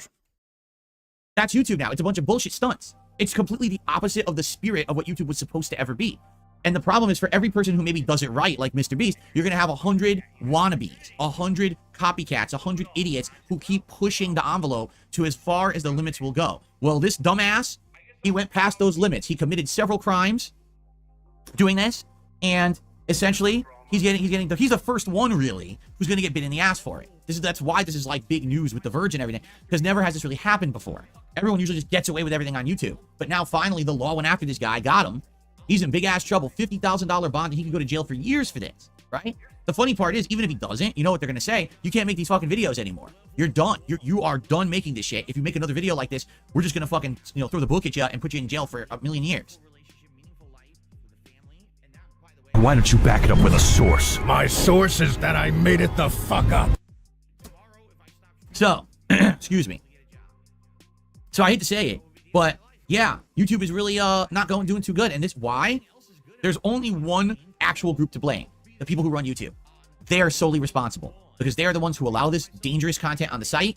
They are the ones who monetize this dangerous content on their site. And they all hide behind that one law that says, oh, but that law says that we're not responsible for anything at all. Like anyone could upload anything to the site. And if people group report it, we'll remove it. But we're not responsible for anything at all on YouTube. You know, how dare you even say that we're responsible? It's their fault. They're the ones who created the Wild West atmosphere. And they're the ones who are promoting and advertising on the dangerous content. That's a good point. YouTube just shut down. And just, yeah, let's close down YouTube, shall we? Let's do it. Let's close down YouTube altogether. Did Phil bump his microphone there? D-Dog screaming mic bump. Did it happen? He was moving the camera, but did he bump the microphone? And they all hide behind that one law that says, oh, but that law says that we're not responsible for anything at all. Like anyone could upload anything to the site. And if people group report it, we'll remove it. But we're not responsible for anything at all on YouTube. You know, how dare you even say that we're responsible? Nah. It's their fault. They're the ones who... I've not seen... I didn't see a microphone bump there. Created the Wild West atmosphere. Well, D-Dog's claiming they heard it. Hold on, give me a second here. Let me get locked in here and see if I can hear it. Anything to the site.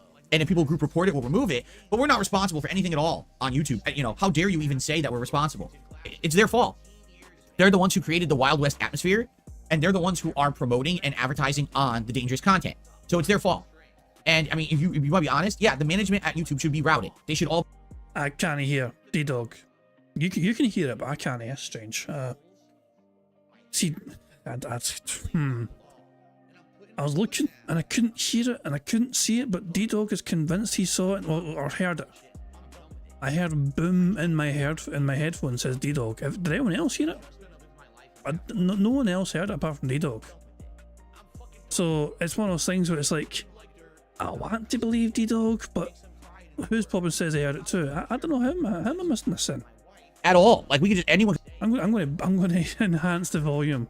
I want to see if I can hear this. Could upload anything to the site. And if people group report it, we'll remove it. But we're not responsible for anything at all on YouTube. You know, how dare you even say that we're responsible? It's their fault. They're the ones who created the Wild West atmosphere. And they're the ones who are promoting and advertising on the dangerous content. I can't. I don't know. I don't see anything. But yeah, then again, maybe I'm... I don't know. Who's popping is claiming they heard it in D-Dog as well? When does it happen? Like, at what point does it happen? Just so I can analyse this section. Just after they moved the camera, it was a brief boom. Just after they moved the camera then. Oh, like anyone could upload anything to the site. And if people group report it, we'll remove it. So basically there. We're not responsible for anything at all on YouTube. So because it really happened essentially, what you're saying. Nah. The microphone didn't move a single bit anyway. So if you heard a boom, I don't think it was him bumping a microphone. I think it's a different noise. I mean, I can try one more time, but I don't think I see it. Anyone could upload anything to the site. And if people group report it, we'll remove it. But we're... It's kind of there. Hold on. I'm sorry for derailing, but I think I see what he's talking about here. Give me a second here. For anything. At all. Like anyone could upload anything to the site. And if people group report it, we'll remove it. It's like there. It just happened. It's like brief. But yeah, it's like right there, kinda. I know what he's talking about there. So yeah, I think in that regard, I think I'm going to include it. It's brief as all hell. What is it? What is Burger. Phil's microphone tip £1. I got bumped. D-Dog is right. Well, if ever we needed any more confirmation that it is signed and sealed right there, Phil's microphone took the time to tip into the stream and says I got bumped, D-Dog is right. So there you go. Mind you, there we go. So yeah, there we go. The tip is absolute confirmation. The microphone was indeed bumped. But we're not responsible for anything at all on YouTube. You know, how dare you even say that we're responsible? It's their fault. They're the ones who created the Wild West atmosphere, and they're the ones who are promoting and advertising on the dangerous content. So it's their fault. And I mean, if you want to be honest, yeah, the management at YouTube should be routed. They should all be fired and thrown out, and they should actually hire professionals who know what the fuck they're doing, who are actually going to run it like a business, and are actually going to take this stuff seriously, because right now this is dangerous. You can't have this level of fucking misbehavior, breaking the law, for committing crimes. This is the tip of the iceberg. For those who don't know, YouTube has become increasingly more dangerous as a place to make money. There are family vloggers, all right? Basically people who have a bunch of kids, and they film everything their kids do. They fucking go out there, they show where they go to school, they show their lives at home, they do stunts and dumb videos to get million-click views, then they try to get sponsorship deals with toy companies and food companies and shit like that. It's very dangerous content. And it's continuing to get worse and worse. I'm not just saying, you know, this one kid, this Alex Choi was the problem. It's all of YouTube is getting worse. And it's all for this. It's all because YouTube has allowed dangerous content to become profitable, and no one is policing it. It's going to get worse and worse. I'm telling you. You're gonna be, I don't know how people think this is gonna succeed. I mean, this is gonna degrade further and further down until eventually, oh, now the camera's crooked, I have to straighten it. Until eventually someone's gonna get hurt seriously, or the site's gonna be shut down. Because I hate to say it, they think they're gonna hide behind this law forever. Someone's just gonna change the law. I hope they understand that. And that's gonna fuck up the whole internet. If they don't actually start working to self-police this site with the kind of content they allow to be monetized, they're going to lose their ability to just have everything, you know, not monitored. I hate to say it. They are. They're going to lose it. Our lawmakers are going to... Oh my dog! What's up?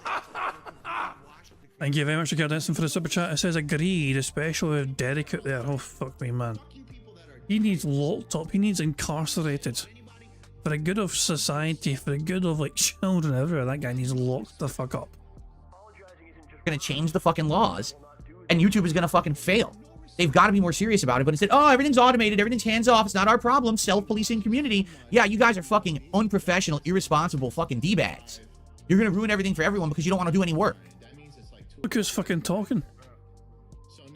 Okay.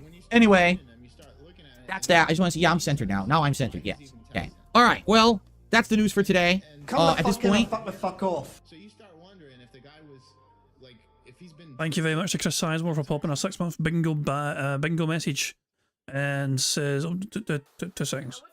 Oh my dog! What's up? I seen that notification come in, didn't want it to interrupt what I was reading there. But so first of all, Chris Sizemore, thank you for popping your 6-month bingo Barry message. Says, does Phil not realise that if YouTube ever cracks down on content, he'd be one of the first to go, right? You are correct. If YouTube actually policed the content appropriately, properly, that'd be a gargantuan task, number one. But 2, Phil would be in trouble for the way he conducts himself on YouTube on a regular basis, for the way he talks to his audience and treats them on a regular fucking basis, for the way he fucking flouts the general terms of service that YouTube have implemented. Then yeah, Phil Burnell he's asking for something which would get him in a lot of trouble. Essentially, he's asking, demanding YouTube to start doing more, but if they do more, he is screwed, in my opinion. But who fucking knows? Thank you very much to Warren for the super chat as well. It says, where are my pearls? Oh dear. I'm missing the ref. I don't think I get that reference. Is that a reference to Phil's shirts? What do you mean, where are your pearls? I don't know, that one flew over my head, I'm afraid. But cheers, super chat. Oh, pearl clutching. Oh, I get a phrase like, you know, pearl clutching. Clutching at pearls. I see, I get it now. Yeah, fuck it, my brain's no fucking that fast today, I guess. What I'd like to do is do some shout outs, and then we'll see where the show takes us. So first of all, we start with Abdullah, who did a super chat and says, hold on, I got a burp. Maybe I don't. I felt like I had to burp and then it went away. That's annoying. Okay, Abdullah did a super chat, and he says, do you think the store in Street Fighter 6 is expensive? I spent $217 yesterday buying things from the in-game store, including the Year 2 Pass Ultimate. Yes. The in-game store is a nickel and dime expensive venture. Like, I would love a lot of those outfits and colors. I would love to buy more soundtracks that I don't have and put it in the game, but I'm not going to keep dropping a ton of money. You know what I'm saying? I'm just not. I'm not going to do it. I know that it would probably make my experience a little bit nicer, but it's all just frivolous shit. It's the same game at the end of the day. I'll be honest, since I've got those soundtracks, dude, I'm actually enjoying my play a lot better. I don't like the Street Fighter 6 soundtrack.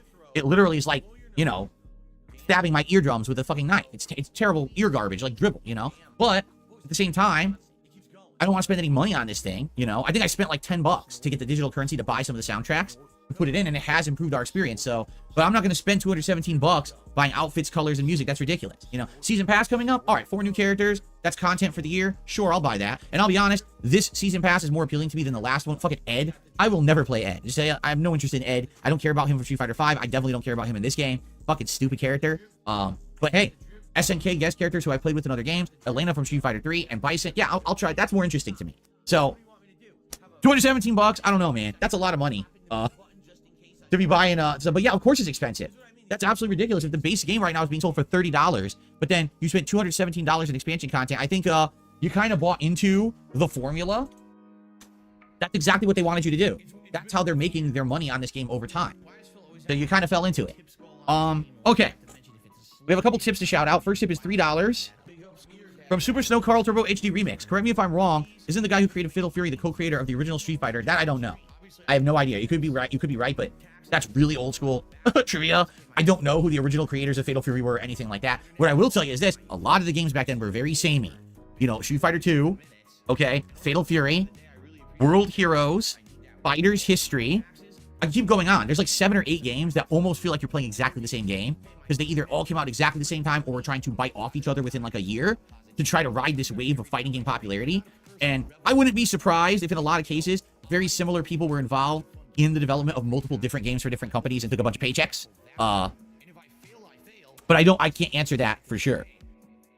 And then I received a $5 tip from Abdullah. He had said in chat, you know, I tipped you, but I forgot to put a message. I think that's why he super chatted. So thank you, Abdullah.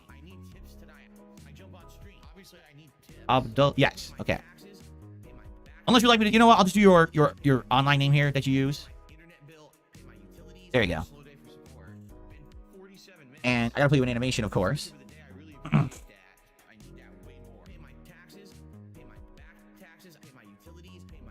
Thank you very much for the $5 tip. Who fucking cares? Please tip me. I need tips tonight. I need to pay bills over the weekend. I appreciate those who contribute in any way. All right, so FYI, let's see how this DLC goes today. Like I said, if we beat it on the first stream, great. If we don't, I'll finish it up on the late stream tonight. If we beat it on the first stream, then we'll probably just do some Crow Country tonight. We'll do a little Audible or whatever. So, oh, there's an H in his name? Oh, shoot, you're right. There's an H after the K. There we go. Fascinating stuff. Thank you. But, guys, I hope you'll hang out with me today for some fun stuff. This DLC hopefully is interesting and good. And I hope that you'll hang out for the stream after the podcast ends. Stick around for some fun.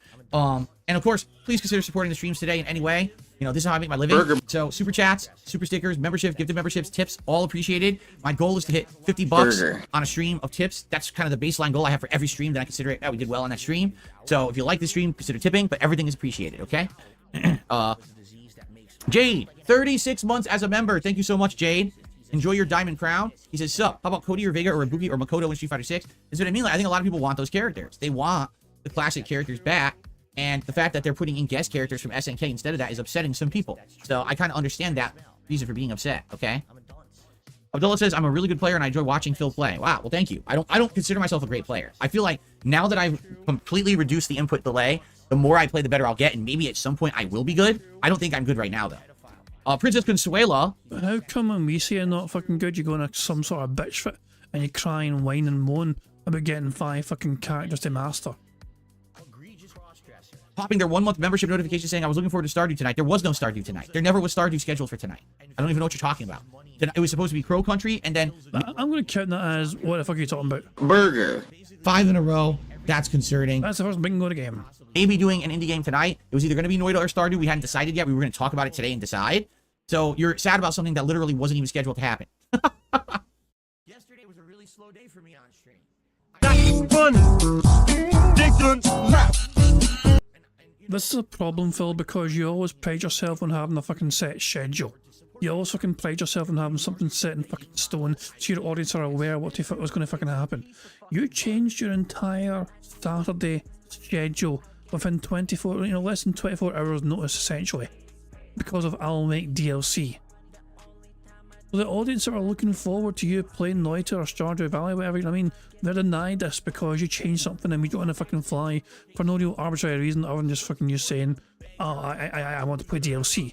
And you get day one views on his DLC. So stop. Next time you try and fucking take some pride in your schedule and the way you fucking schedule things, just remember that it's goddamn so flexible and it's not that fucking strong as you fucking pretend it is. And that people, you claim to do it for your audience, but your audience are the ones that get hurt when you change it on the fly. And you're mocking them right now because they are looking forward to you playing one of these fucking games. How much is the DLC? If you're talking about for Alan Wake 2, it is $16. So, let's see how good it is and, if it's worth 16 bucks or not.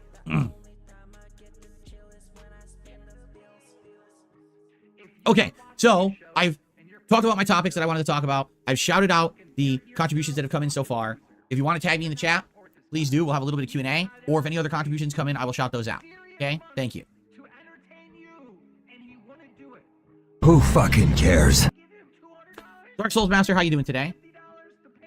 It just hit afternoon. He said good evening, Phil. It just hit afternoon for me. It's 12:11 p.m. here, so good afternoon to you, Dark Souls Master. Sounds like you're in a place with a different time zone from me. Do I miss no shit, Sherlock? Playing Tekken? Asks Thoughtling. Listen, I like Tekken. I do. It was actually a fun franchise. It was my first 3D game franchise because I didn't play Virtua Fighter. That was the first one I played was Tekken back in the 90s. It was fun for the month and a half I got into it to get pretty decent at it. I wasn't great, right? I got to the purple ranks, which is pretty good rank. People say it's like one level before like the final level of what people consider like pro level. You were shit. That's probably the highest I was ever going to get, even if I worked hard. But the thing is, there's no way I can try to play more than one fighting game at a high level at a time. I just don't have time for it. And if I had to choose between Tekken and Street Fighter, my roots are in Street Fighter. And in particular, Street Fighter 6, I like way more than, say, Street Fighter 5, which is trash.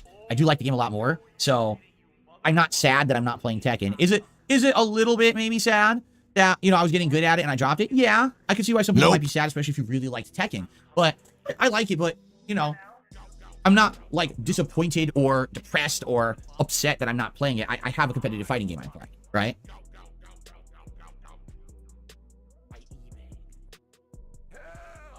Generation Z, I have no idea why Elena's song is not in the Third Strike soundtrack you buy in Street Fighter 6, and it's even weirder because now she's going to be an expansion character. It doesn't make sense at all. Oh, you're so boring. I'm going back to 1.5 speed. Hopefully YouTube won't break this time.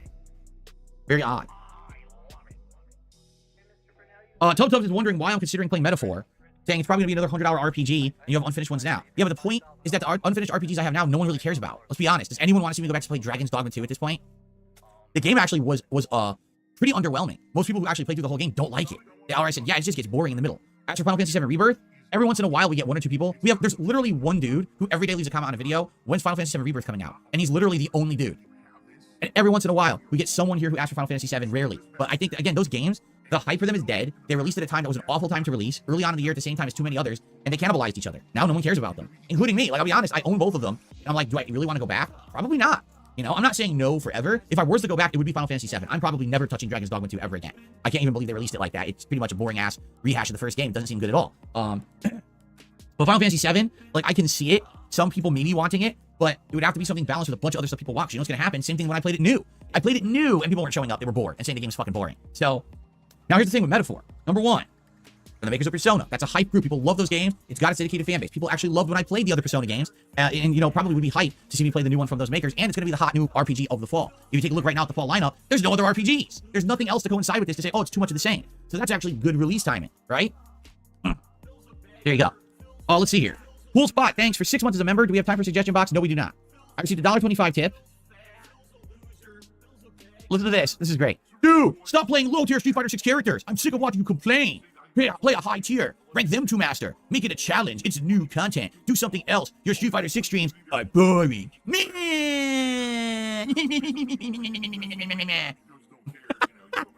I extrapolated a little bit on the end there. All right? But you understand how bad this comes across? Read your comment, dude. You're bitching and whining because someone doesn't want to play top tiers in a fighting game and got 5 characters to master and actually is doing well. Last night I won more than I... So there's nothing wrong with picking lower tier characters in fighting games and doing your best with them. There's absolutely nothing wrong with that. The complaint is that you pick these fucking lower tier characters. Then, when you struggle using those lower tier characters, you bitch and you whine and you cry and you moan and you fucking complain and you blame the game and you blame everyone else. You never blame yourself, you blame the characters, you blame Capcom, the developers, you blame the audience, you blame lag, you blame fucking the opponent or whatever. You have excuses ready essentially, but it's like one of those things where it's like, well, you purposely picked a low tier character, so you had a reason to fucking bitch and whine and moan should you lose. You already have the fucking excuse ready prepared already because like, yeah, I lost because I'm using this character.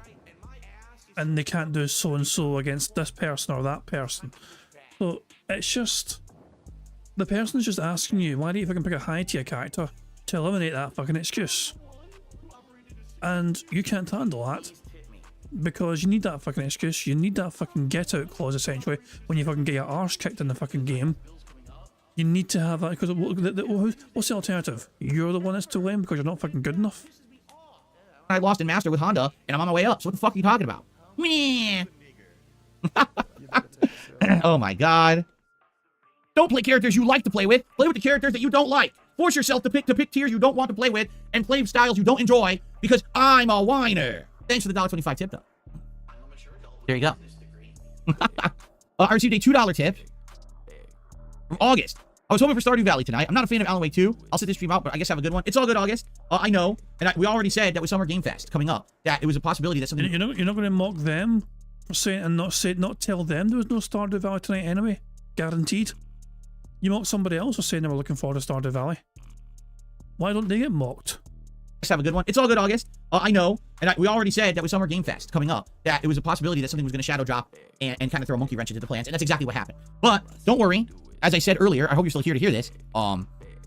Probably either. Well, first of all, tonight we're probably gonna do Pro Country. If I beat this DLC on this stream, we'll do Pro Country tonight because it was supposed to be the day stream. But I'm still having open stream like Tuesday night. And if people are down and they want Stardew Valley, then we can do Stardew Valley Tuesday night. If that's what you guys want, I'm okay with that. It seems like there is a group that wants Stardew Valley at this point, correct? So if that's the case, I'm okay with Stardew Valley on like Tuesday night. And if we want to lock it, then we can lock it in, and that way people won't be disappointed. If that's what people want, is that what people want? Clearly they do. I'll listen to feedback. Let me hear your feedback. If that's what you want Tuesday night, we can do it. Okay? Okay. All right, so what would you guys like? What else want to talk about? We have a little bit of extra time. Sea of Stars, I'm probably going to bring back this summer. If you didn't just hear the schedule we went through, July and August are almost dead. Like almost all of July and pretty much the first 2-3 weeks of August. That would be a good time to bring back Sea of Stars to the night stream and let's do the second half of the game and beat it. That's what I think we'll do. Okay? Because I love Sea of Stars. It's a really good game. I think we'll do Tuesday night then. Stardew Valley, everyone. We'll make it an official thing, so everyone knows to come by Tuesday night for Stardew Valley and see how it does as a late night stream. I'm okay with that. Is there anything I miss about streaming on Twitch? Asks Shifty's 49ers Talk. I miss the extra features on Twitch. For example, you missed the money because you made more money on Twitch.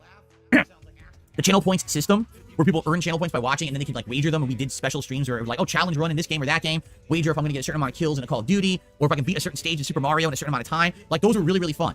They don't have anything like that on YouTube. And sadly, there are bots and things you can get to do it, but then the thing is with YouTube chat, it's already running poorly, so you don't want to inundate the chat with a bunch of bot shit. Oh, you got this many points, you got this many points. On Twitch, it's better than that, okay? But outside of that, outside of the whole Twitch basically has a better chat system, the only other thing, quite frankly, is the Prime membership. That if someone has Amazon Prime subscription, they get 1 free Twitch sub a month to get that Prime sub. A lot of people gave me their Prime sub. I mean, I'm not lying here when I tell you I probably made a couple $100 a month on Prime subs, and I don't make it anymore.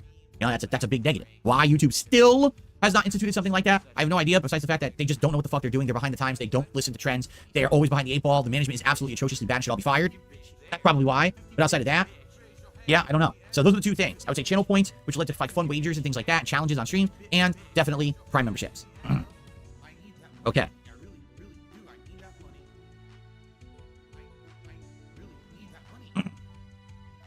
Bring back a fishing game for chill gameplay. We could if there is one. If there ever is a new fishing game, I'd be happy to play it. There just hasn't been one in a while, right?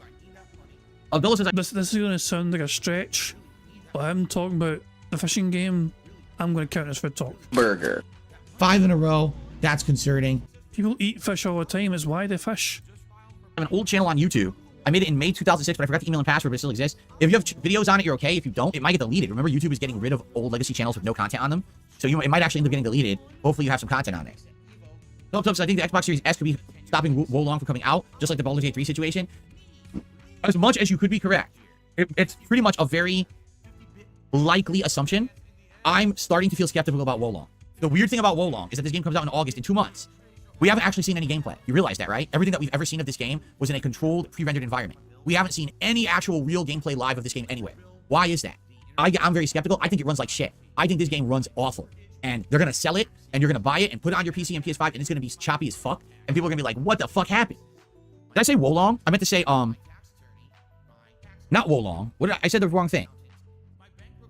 Oh, that's because TubTub said Wukong. That's why I said that. It's Wukong. TubTub's typed Wukong, so I've been saying Wukong, and I meant to say Wukong. So I'm talking about Wukong, not Wukong, okay? So, with Wukong, all right?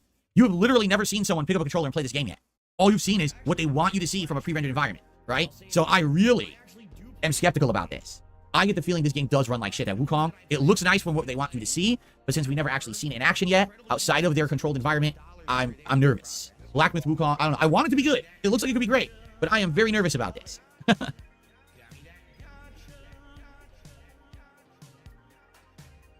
It's just weird. The game comes out in 2 months. Summer Game Fest. Let's hype it up. Oh, we're just going to show an FMV. Huh? Why not show us an epic thing about the game? Now here's some FMV stuff. We saw more 2 years ago than we saw this year. Right? Like, what the fuck? Jade says, I would love to see Jasper today. Can you do Skeletor's voice? Well, Jasper won't be around. Jasper's always around on days when my wife's at work. Typically early week, like Monday, Tuesdays. Sometimes there's odd streams here or there where he also joins us. But usually it's like early in the week. So he won't be here today. As for Skeletor's voice... He-Man, I think that Wukong's going to suck. Bad frame rates. Fun. Dickens. Who fucking cares? Oh, there you go. Alrighty then.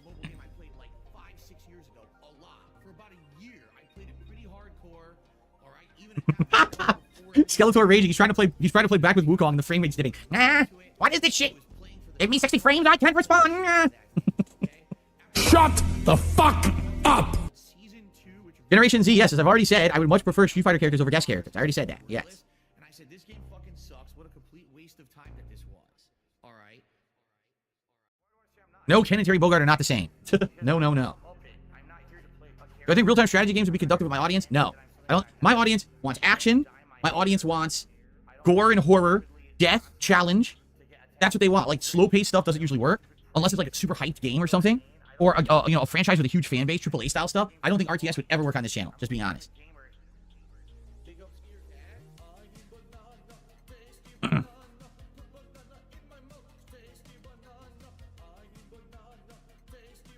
Yeah, I don't know why they chose to add guest characters to Street Fighter 6 this early when we're only heading into the second year of the game, and they're already putting guest characters. It's bizarre. You would think you want to focus on your core audience, your core group of people who are all clamoring for, have this character in there, have this character in there, right? Delk did a super chat. He says, the 2 things that interest you about Summer Game Fest were Street Fighter 6 and Alan Wake, 2 games from last year. I agree, Killer Bean will be game of the year. Killer Bean looks hilarious. I wish it had a release date. They just said summer. But it looks good. I am nervous, though, that it's going to be PC only, and I probably won't be able to run it. But it looks great. Like, that's funny as shit. Fear and Hunger is a gory horror game, but a slow burn. I don't know what that is. Fear and Hunger? I don't know. Never heard of it. Is it PC only? Is it on Xbox? UFL Open Beta. What the fuck is UFL? Oh, it's fucking football. Wow, excuse me. Wow, million layers of fear. Nope. Fear and Loathing in Las Vegas and Fear and Loathing in Aspen. What the fuck is Fear and Loathing in Aspen? The true story of an American band of misfits using establishment rules to challenge establishment rule. 1970, Hunter S. Thompson threw his hat into the ring for sheriff of Aspen, Colorado. Oh my god. Seriously? Alrighty then. It's PC only? Oh, okay. Dark Mega says, do you think we'll get a Capcom vs. SNK game? I'd love one developed by Capcom to see what they can do with the SNK characters. So that's what CVS was. Capcom vs. SNK 1 and 2 was Capcom design. There was no SNK influence in it. They just used the wide roster of SNK characters and turned them into essentially Capcom characters. That was a long time ago, though. Oh, Phil's essentially. That's a good one for us. That helps us. Burger. 5 in a row. That's concerning. As things stand, we're technically 2 away from a full house. Also, Phil looks like he's trying to mimic the bingo background image right there. Just need you to hand higher up in your head, Phil, never side. Almost, you almost got the. It's almost like for like. You know, like that was a very long time ago. So, If actually, hold on. essentially Capcom characters. That was a long time ago, though. You know, like that was a very. So there you go. It's almost exact. There we go. It's almost exact same. Who done it better, the bingo background version or the current day DSP version? No, it's not far away at all, is it? Very long time ago. So I don't know with the limitations of what you can do now with modern games. For example, like CBS 1 and 2 have giant rosters, but why? Because a lot of the sprites are reused. A lot of the sprites are easy 2D sprites to generate. You know what I mean? Today, imagine if you had like a Capcom vs. SNK game and had a roster of 30 characters, but 30 at launch. You know, Street Fighter 6 had what, 18, I think? Something like that. Imagine having 30 characters at launch. Like, that's insane. Like, most games today would never have that many characters at launch. So, I think because of the limitations of modern day technology, because everything has to look so nice now, you probably wouldn't be able to even do like a game like that with a good roster. I don't know, maybe I'm wrong, but I just couldn't see. I don't know, maybe they could do it. If it played like classic CBS 1 and 2, that would be amazing. Because those games, there hasn't been a game like that in a million years. The closest would have been Street Fighter Cross Tekken, but then they fucked it all up. Stupid gems and fucking Ondas DLC, and you know, they just fucked the whole game up, which is stupid because it wasn't an awful game. They shot themselves in the foot there. So I would like a game like that, I feel, but I don't know. I don't know if they would ever do it. I don't know if they think if SNK is big enough. Like, as a couple guest characters in a season pass, sure. To base an entire game around it, that I don't know anymore. Oh, yeah? Abdullah says Killer Bean is listed on Google as being on PlayStation 5, 4, Switch, Xbox One, and even more. Wow. Okay, cool. There is going to be another expansion for Alan Wake 2 called The Lake House, but no release yet. So, today we got Night Springs, and there'll be another one for the same price, because I got the expansion pass for 16 bucks. You'll also get another expansion down the road. Okay. So it wasn't just 16 bucks just for this expansion. Gotcha. No, I never played any of the Arcana Hearts games. Did you buy Super Smash Bros. Ultimate? It's up to you if you like party games or not. What is up, everyone? Hello, and welcome. Well, Brian, if I do beat this DLC on the stream, like I said, tonight we'll do Crow Country on the late stream. I'm okay with that. I'm craving Crow Country. I love playing that back on, what was it, Tuesday? I can't wait for more, and we're supposed to do it right now, but this came out of nowhere, so. Yeah, I saw the entire season 1 of Power Rangers. That's when it was new on TV, and as a kid, I was fascinated at what I was watching. At first, I'll be honest, I thought it was awful, and then it kind of grew on me, and I was like, okay, it was weird. At first, I literally thought it was a joke. I was like, how bad could the show be? And then I was like, oh, I kind of get it now. No, Street Fighter 6 Season 2 is not $50. I don't know who told you that. It's 30. It's 30 bucks. I think there's an Ultimate Edition that may give you credits to buy other shit in the game, but that's a different version.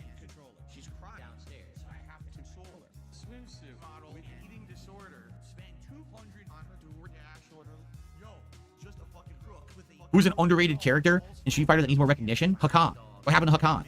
He was in Super Street Fighter 2. He was low tier, but I still played with him in 1. Did really well with him. Then they changed him and changed his whole build, and I didn't like him as much anymore. Then he disappeared. No one ever talks about him. Like he never existed. What happened? What's wrong with Turkish oil wrestling? I don't understand.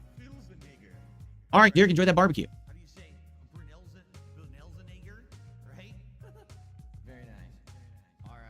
If you bought the $100 version of Street Fighter 6 at the beginning of the game, that was the launch version. That only included Season 1. You still have to buy Season 2. Yes. Okay, let me look. It would be on here, too. I got my Xbox on, but... Street Fighter 6. Let's look here. Go in the store. Fair editions. I want to look at the page, but the fucking dumb thing. Why did you take it away? What a dumb fucking thing.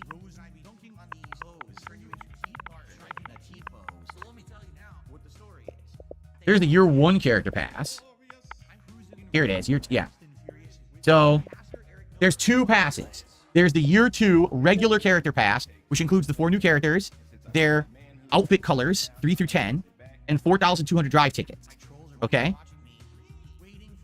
And then, there's the Ultimate Pass. I think that's the one that's 50 bucks. The difference is, you also get Outfit 2, and Outfit 3, and you're going to get 2 new stages, and you get 7,700 drive tickets. So basically, you're going to get all 4 new characters, all 3 of their outfits as they release, and all of their colors, and 2 stages, and you don't have to spend anything. And then you get drive tickets that you can use on other stuff. Likely, I would use that for the other music that I don't have that I want. Like, I would probably get Alpha 3 soundtrack and put some Alpha 3 tunes in there, stuff like that. So yeah, and how much is that? That's probably the 50. Yep, that's the 50. So it's 30 just for the characters. For 20 more, you get all of their outfits, all of their colors, 2 stages, and drive tickets to spend on stuff. So, there you go. What will I get? Good question. I gotta get 1. Do I care about the outfits? Maybe. Maybe I'll like the alternate outfits better. I definitely would like the stages, and I definitely would like the drive tickets to buy the other soundtracks. One of those soundtracks is like 7,000. It's insane. 7,000 drive tickets? That's wild. Wildly expensive. Out of control. Ooh, excuse me. But that's how they get you. I mean, Street Fighter 6 is $30, but if you want any of the ongoing content, you gotta spend, baby. That's how they get you with these games now. Games as a service. Radical Jaw says, do you think that Mega Man will come out with a game in the near future? What's your opinion on the series? I wish they would. I love Mega Man. I wish there'd be more. You know, at one point, Mega Man was coming out with games all the time during the Battle Network days and stuff like that. Like, Mega Man was very prominent in the 80s and 90s, the original Mega Man games, then Mega Man X series, right? Then Zero series, then Battle Network, and then all of a sudden, dead. Then they brought him back for some retro throwback 9 and 10. Remember that? And then after that, it's like he doesn't exist. I don't know what happened. I would love another Mega Man. Alan Ray did a super chat, so I hope Street Fighter 6 will put in Elena's song now. Yeah, I don't know. Again, we were just talking about that. Why that was not in there, I don't know. How do you purchase the Third Strike soundtrack to use in the game and it doesn't have the tracks? It's missing a track. Bullshit.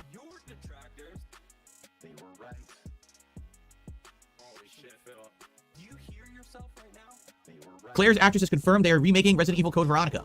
Good. Remember I said Code Veronica and Zero, the two they should remake? That's good. That's good shit. I will be all over that. I liked the game the first time I played it many years ago. Ball Pop, Beef Franks. Jump scare. Remember that?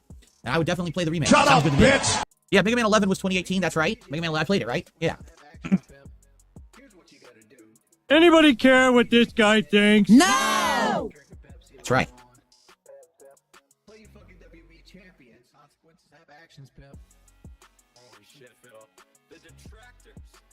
They should remake the Game Boy Color RE game. There was a Game Boy Color Resident Evil. They were going to make a lot of different Resident Evil portable games, right? But I think most of them got, like, canceled. Yes, the Alan Wake 2 DLC is out, Big Mac. Right now, we're playing it. Night Springs. We're going to see how long it is. If it needs 2 streams, we'll do 2 streams. If not, we'll do Crow Country tonight. But we'll see. This is the first of 2 DLCs, by the way. There's another one coming later in the year.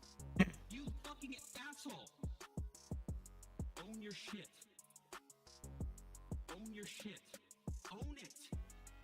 Holy shit, Phil. The detractors. The Nintendo DS has the one starring Barry, right? No, it was the one before that had Jill. I can't remember what it was called. I played it. I had it. I played it on like a trip. It's good. It's the one on the ship. And then they remade it for consoles. I played it later on YouTube. Forgot what it's called though. You're still in mission 1. No, I'm not gonna let you lie. Is it Revelations? Resident Evil Revelations? I'm gonna pick on you. I know you're lying. Being dishonest and begging for money. Yeah. Yeah, that's the one. I played that when I was on a trip. It was a really good game. I liked it. He is not a real person. All right, guys. Any last minute stuff to talk about? Any other topics to cover before we get ready to wrap this up and get ready for Alan Wake DLC? And again, remember, please, if you can't support the stream today, anything appreciated. Super chats, memberships, tips, and my goal is to hit $50 by the end of the stream. It would be great if I could. You thought that Akuma and Ryu were father and son? Nope. Basically rivals. Akuma was the first pupil of Goken, who was the guy who teaches everyone this Shotokan karate style. And basically he turned evil. He's kind of like, you know, Darth Vader, where at first he was trained by the Jedi to be good, but then he turned on the Jedi and became evil and used everything he could for evil purposes. So same thing. Akuma was taught the way to fight, but then awoke a dark power inside of him, right? And that turned him into an evil entity, a demon-like. And then I think in the plot line, supposedly he kills Goken, but then he was in Street Fighter 4, so I don't understand that because he was supposed to be dead. I don't actually know what the real plot is anymore. Who fucking cares? I have no idea if Cass seen Back to the Future or not. The sandwich in sauce. Yo. Yo. Juicy. Tangy. Moist gourmet level. Burger. That's So, 672 says, characters that die in fighting games always end up coming back somehow. Yeah, you know, like when they get thrown off cliffs repeatedly, but they're perfectly fine. Exactly right. Yeah, because that's what it was supposed to be, is that Ryu and Ken were taught by Goken, and they lived different lives. Ken ended up being like a millionaire playboy type, who eventually settles down with Eliza and has a kid, but Ryu's a world warrior. He just wanders the world, trying to find the best fights. You know, nothing means anything to him but the fight. And then Akuma was the guy who was trained by their master before them, who went off to become basically like an evil demon guy, and kind of shirked all the ways that he learned to live from Goken. So supposedly, Akuma comes back after Goken trained Ryu and Ken. Akuma comes back and kills Goken in a fight. Like, they have a duel, and he kills him. And that's when Ryu and Ken are like, well, now we gotta track down Akuma and stop him because he's crazy asshole with demon powers, you know. I don't know what they thought they were gonna do, kill Akuma. I don't know what happens to the plot either because it's so convoluted. You never actually know what happened. You never make heads or tails of it. Yo, Phil. Yeah. Shut the fuck up! Dan the Man, thank you for a $2 tip. moist burger. Get it all over my face. Gourmet level burger. Cool. All right, let's end the show, everyone. Thanks for a chill podcast. A lot to get caught up with today, right? Tomorrow, I'm sure I'll be telling you all about this DLC, any other news. But, oh no, wait, there's no podcast tomorrow. There's no podcast on Sunday. I can't do one because we have to do this Xbox React so early that I can't do a podcast. So just to forewarn everybody, Tomorrow we gotta be up bright and early around 9. Around 9:30 a.m. Pacific time. What the hell? Okay, hold on. I feel like giving people nightmare fuel. Bright and early around Mister, I'll appreciate this especially. 9. Let's see. What's the most worst possible frame there? That could be it. You know, there. There you go. that's probably the worst one there. We'll go for that one. We'll go for that one, shall we? Go here, dun dun dun. Let's see what the end product of this will be. We go here, remove the background. Bish bash bosh. Oof, perfect. I just throw that in my members Discord and they can do all sorts of unspeakably bizarre things to this image if they so choose to do so. Surprised he's not mentioned the word today. Around 9:30 a.m. Pacific time. I'll be live over on the DSP Reacts channel with my live React to Xbox showcase. All right. There's no podcast tomorrow. You come here in the morning, you're going to be sitting here alone by yourself, very sad. Okay? Just to forewarn you. Like, you know, like you every day. All right.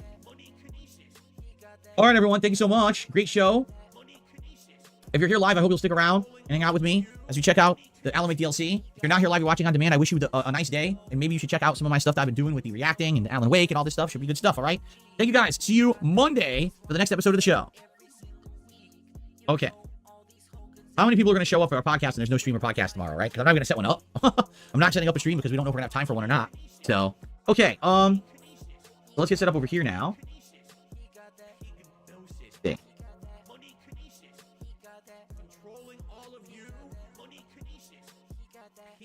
I think that's good. Yes, it fits. Cool. And by the way, so I'll be playing this at 4K today. I don't know if it's going to look much better than when I played it, you know, back in the fall. But I'm playing at 4K. You guys are going to see this at a higher quality because I'm streaming now at a much better bitrate. So everything should look better today with this. The question is, well, I remember how to play because I don't remember how to play the game. I'll probably get fucked up. Then again, if it's a DLC, maybe it plays different anyway. I don't know. All right, guys, let's take a brief break.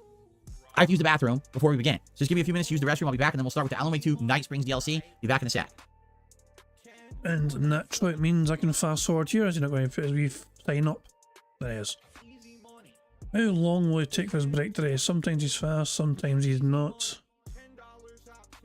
What the hell? I thought it'd be quick, but I guess not. I am. Still not back there, still not back there. What the hell? Where the hell is he? Is he not back yet? Is he away the whole time? Hold on. I saw some more. I think we've caught up to live DSP and he's not back yet. Jesus, man. We're caught up to live DSP. The worst possible thing that could have happened has indeed happened. How long has he been on this fucking break for? For about 13 minutes. 14 minutes. He's been on his break for like 14 minutes so far and counting. Ah, bloody hell. And he's coming back now, so there we go. He's back. I was going to say we can do some motors and enjoy some motors, but he's coming back now, so it's no. Okay, guys, I'm back. Let's get set up here. It looks like a couple contributions came in. Thank you so much. So, I received a $2 tip from Casa Banana. Did you or anyone in your chat try Mr. Beast Burger? I'm not gonna lie, it's not bad. Not top shelf or gourmet, but not bad. No, because they don't exist. They're ghost kitchens. Meaning there was never any physical locations for Mr. Beast Burger. It was always just delivery app shit. And I, of course, when it existed, that was the last thing that I would have ordered from. I would have been ordering from real established restaurants, not a ghost kitchen somewhere. People who've tried Mr. Beast Burger, which I don't think exists anymore, basically reported drastically different experiences. Some people were like, oh yeah, it's like super good. And others were like, this is absolutely disgusting, overcooked, raw. It's like weird, because you know what it is? It's not trained staff. These are ghost kitchen people who get slapped together to just start pumping out a crap product. And if you happen to find people who are skilled to do it, you get good food, or sometimes you get junk, right? I didn't like the idea anyway. When I read the menu, I was like, that doesn't sound good to me. So, but I mean, maybe some people did get a good experience because, again, they got lucky with the ghost. The ghost kitchen idea is just a bad idea. So, exactly. No quality control because it doesn't really exist. It's just some back room somewhere where they're slapping together food, right? Okay, I received a $5 tip. Oh, let's see here. Ugh. What the hell did I do there? Anyway, guys, thank you very much for liking this bingo stream. We have earned our second free space of the game, thanks to you guys liking the stream. And not only does that give us a free space for the bingo card, but it means you guys also get to enjoy the Bubbles animation made by the supremely talented Pixar Animations. Remember, keep an eye in the bottom right for Jasper to once again do his thing. Jasper, do us a favour, pal, and shoot the fuck out of him. Thank you, good cat. Excellent stuff indeed. That means we can go back to, you know, speed up juice. So go to 1.25. We've got a tiny bit of speed up juice to use now. Don Fanucci wants to be unbanned. Do you think we should give Don Fanucci the benefit of the doubt and unban him? Nope. Or do you think he's going to come in here and start talking about Wings of Redemption being shirtless and flopping his boobs around again? What do you guys think? Should I give Don Fanucci another chance? Who fucking cares? No, he was being very gross. There you go. Stay banned. Don Fanucci, things are not looking good for you. You hear what people are saying? Thumbs down. Oh, is it all of a sudden people power to decide who gets fucking banned and who gets to fucking stay? Because your chat are sick and tired of Derek being there, Phil. So why don't you listen to them and ban Derek as well while you're at it? Many others don't get a chance. Why should Don? He also made racist comments. No, he's a disgusting person. Are you talking about Don still, yourself, or...? Yes, give him a second chance. In truth, Don, I didn't get your email. It probably hit my spam folder. That's probably why I didn't even see it or respond to it. Here's what I'll do. Let me see if I can at least find it. Here you are. So I'm going to move your email to not junk, so it'll go back to my inbox. And I'll take a look later.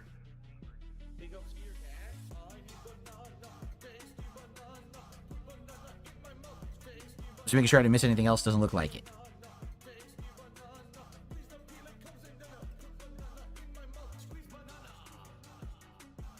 Bruh.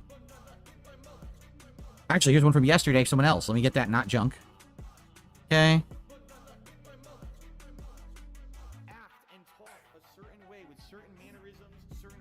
Okay. All right. So I will review these later and see if I'm going to unban you guys or not. I'm not going to do it now.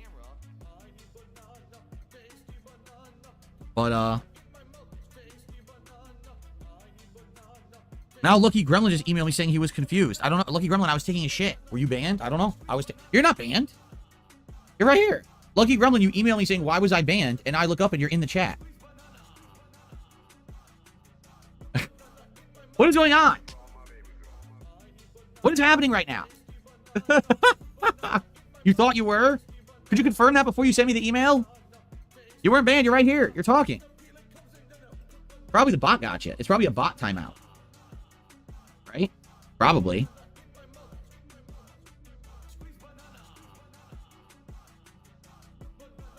I don't know. If I scroll up, I probably won't even see it. So anyway, all right. Can we get started now? Can we get started with the game now? Okay. Fuck you, Phil. Thank you guys for the early support. Again, if you can support the stream today, thank you very much in advance. I appreciate that. All right. Guys, we are back. Well, we were back and then we went to no signal. We are back. He's now recording for YouTube. So I think we're falling short by 2 spaces, sadly. He's now recording. Because the game's loaded straight away and he wants to fucking say he's recording. He's recording, it's all done. So, yeah. I'll tick off this and that. Burger. 5 in a row. That's concerning. It leaves us with those 2 spaces. Sadly, we couldn't win bingo. It is what it is. We were damn close. So 2 away from the full house. I'm going to just be, quite abrupt and just wrap things up because Phil's live, not a shit, who fucking cares. Guys, thank you very much for joining me for some bingo on a Saturday, as rare as it is, I know. No bingo tomorrow because there's no podcast tomorrow, so I will return on Monday for some more bingo antics in. But I do hope you all enjoy the rest of your weekend. And remember, it's Aviga's fault for that not winning. He picked the card, so blame Aviga, don't blame me. There you go. I am, of course, kidding. But yeah, guys, who's live right now? Are the Track to Beam still live? If the Track to Beam are still live, I will live redirect this stream to them. You guys can pop in and say hello to them. But you guys, I hope you enjoyed this weekend. I'm going to end how I always end. By playing the Tony's PIG contributions, maybe the supremely talented Pixar animations. But guys, I do hope you all enjoy the rest of the weekend, and I'll see you all on Monday. Until then, goodbye. On September 14th, a pre-authorized payment of $16.51 from PayPal.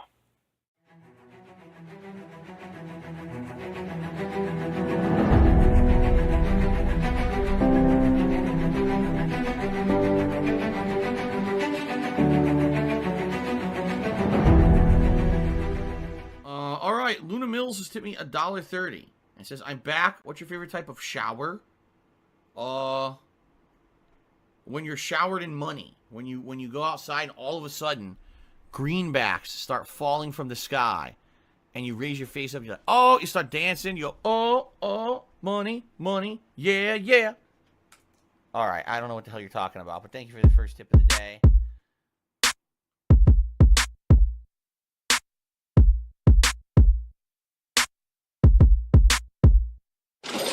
Money, money, yeah, yeah. Money, money, oh, money, money, yeah, yeah.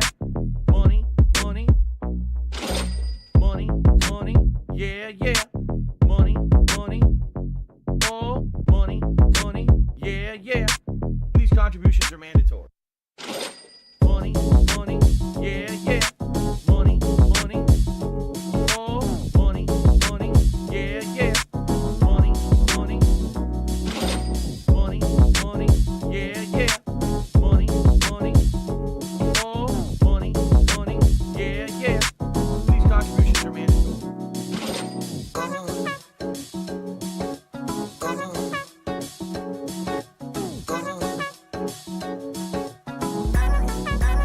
Show me the money.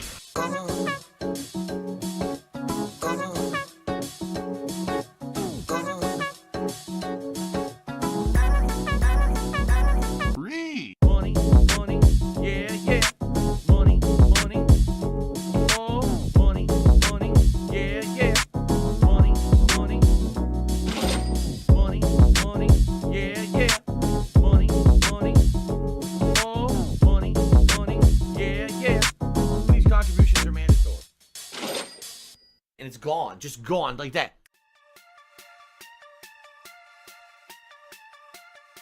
It looks like he wasn't actually recording. I could have sworn he was recording. Hold on, hold on a second. Phil, I thought Phil started recording here because it looked like he had. So he leans in here, it looks like, to start recording.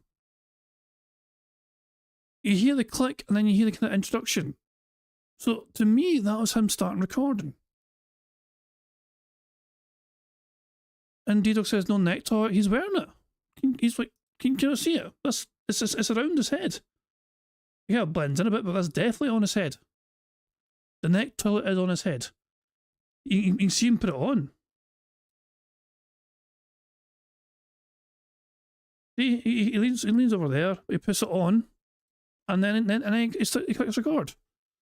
Some people are saying he wasn't recording, but if he wasn't recording, does he start recording later?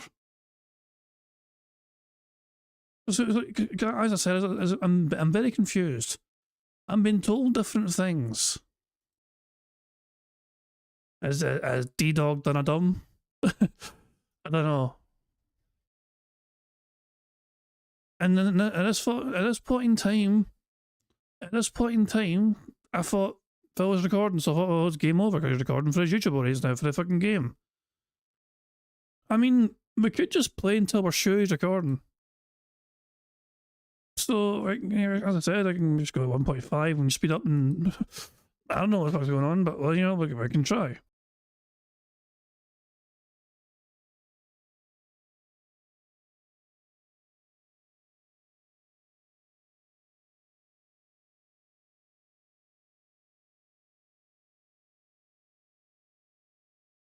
Was that? I'm not trying to fucking, you know, was that a burp I suppressed? That is actually a burp. We have a free space. We only need one thing to happen.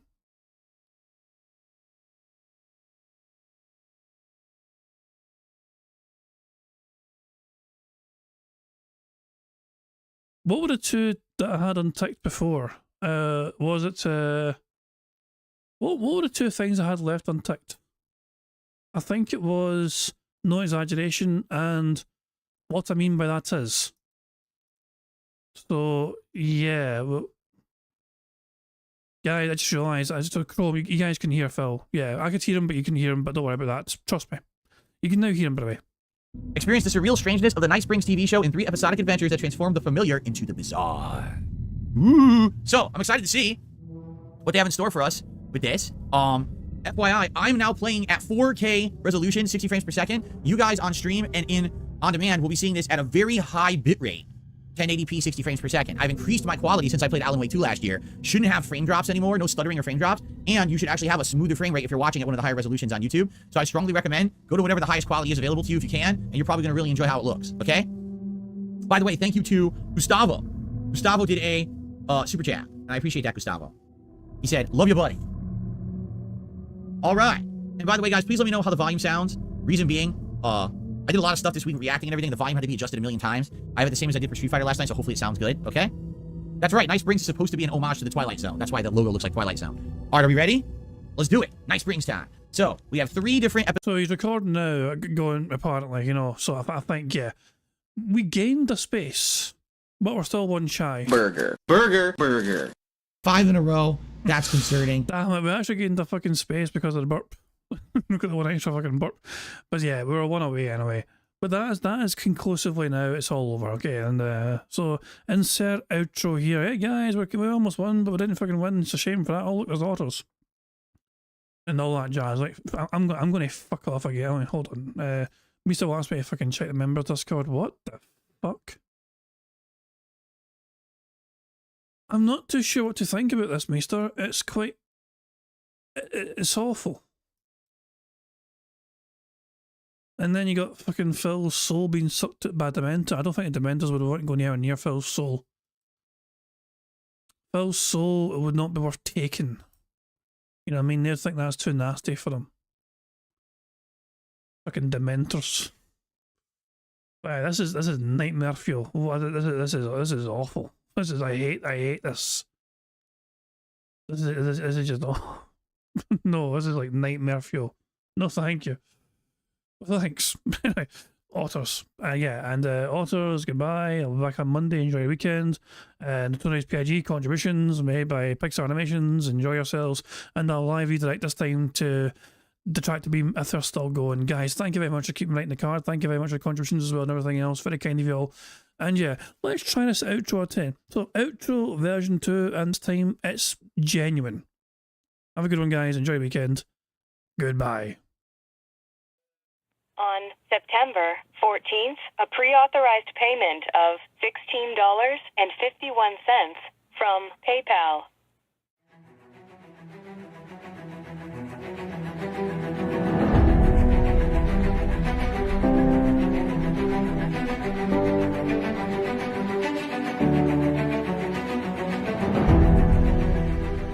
All right, Luna Mills has tipped me $1.30. It says, I'm back. What's your favorite type of shower? When you're showered in money. When you go outside and all of a sudden greenbacks start falling from the sky and you raise your face up, you're like, oh, you start dancing, you go, oh, money, money, yeah, yeah. All right, I don't know what the hell you're talking about, but thank you for the first tip of the day.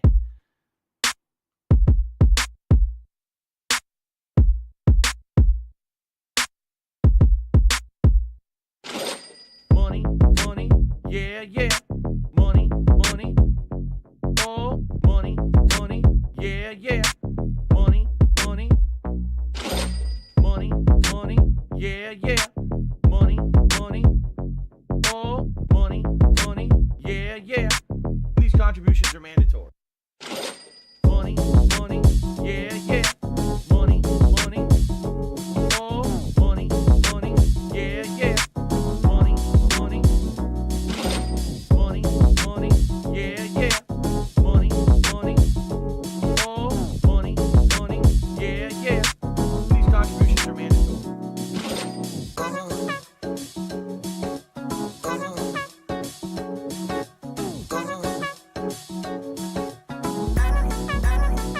me the money.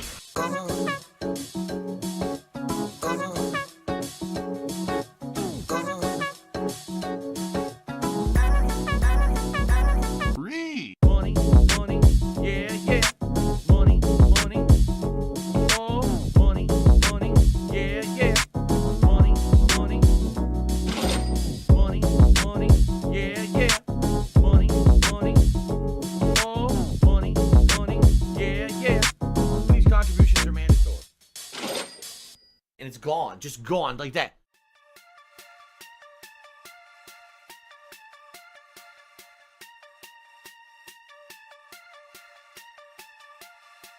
Yeah, we'll definitely finish this time for real. And don't forget, we'll live redirect to the tractor beam. So yeah, I'll see some of you guys in there, I guess.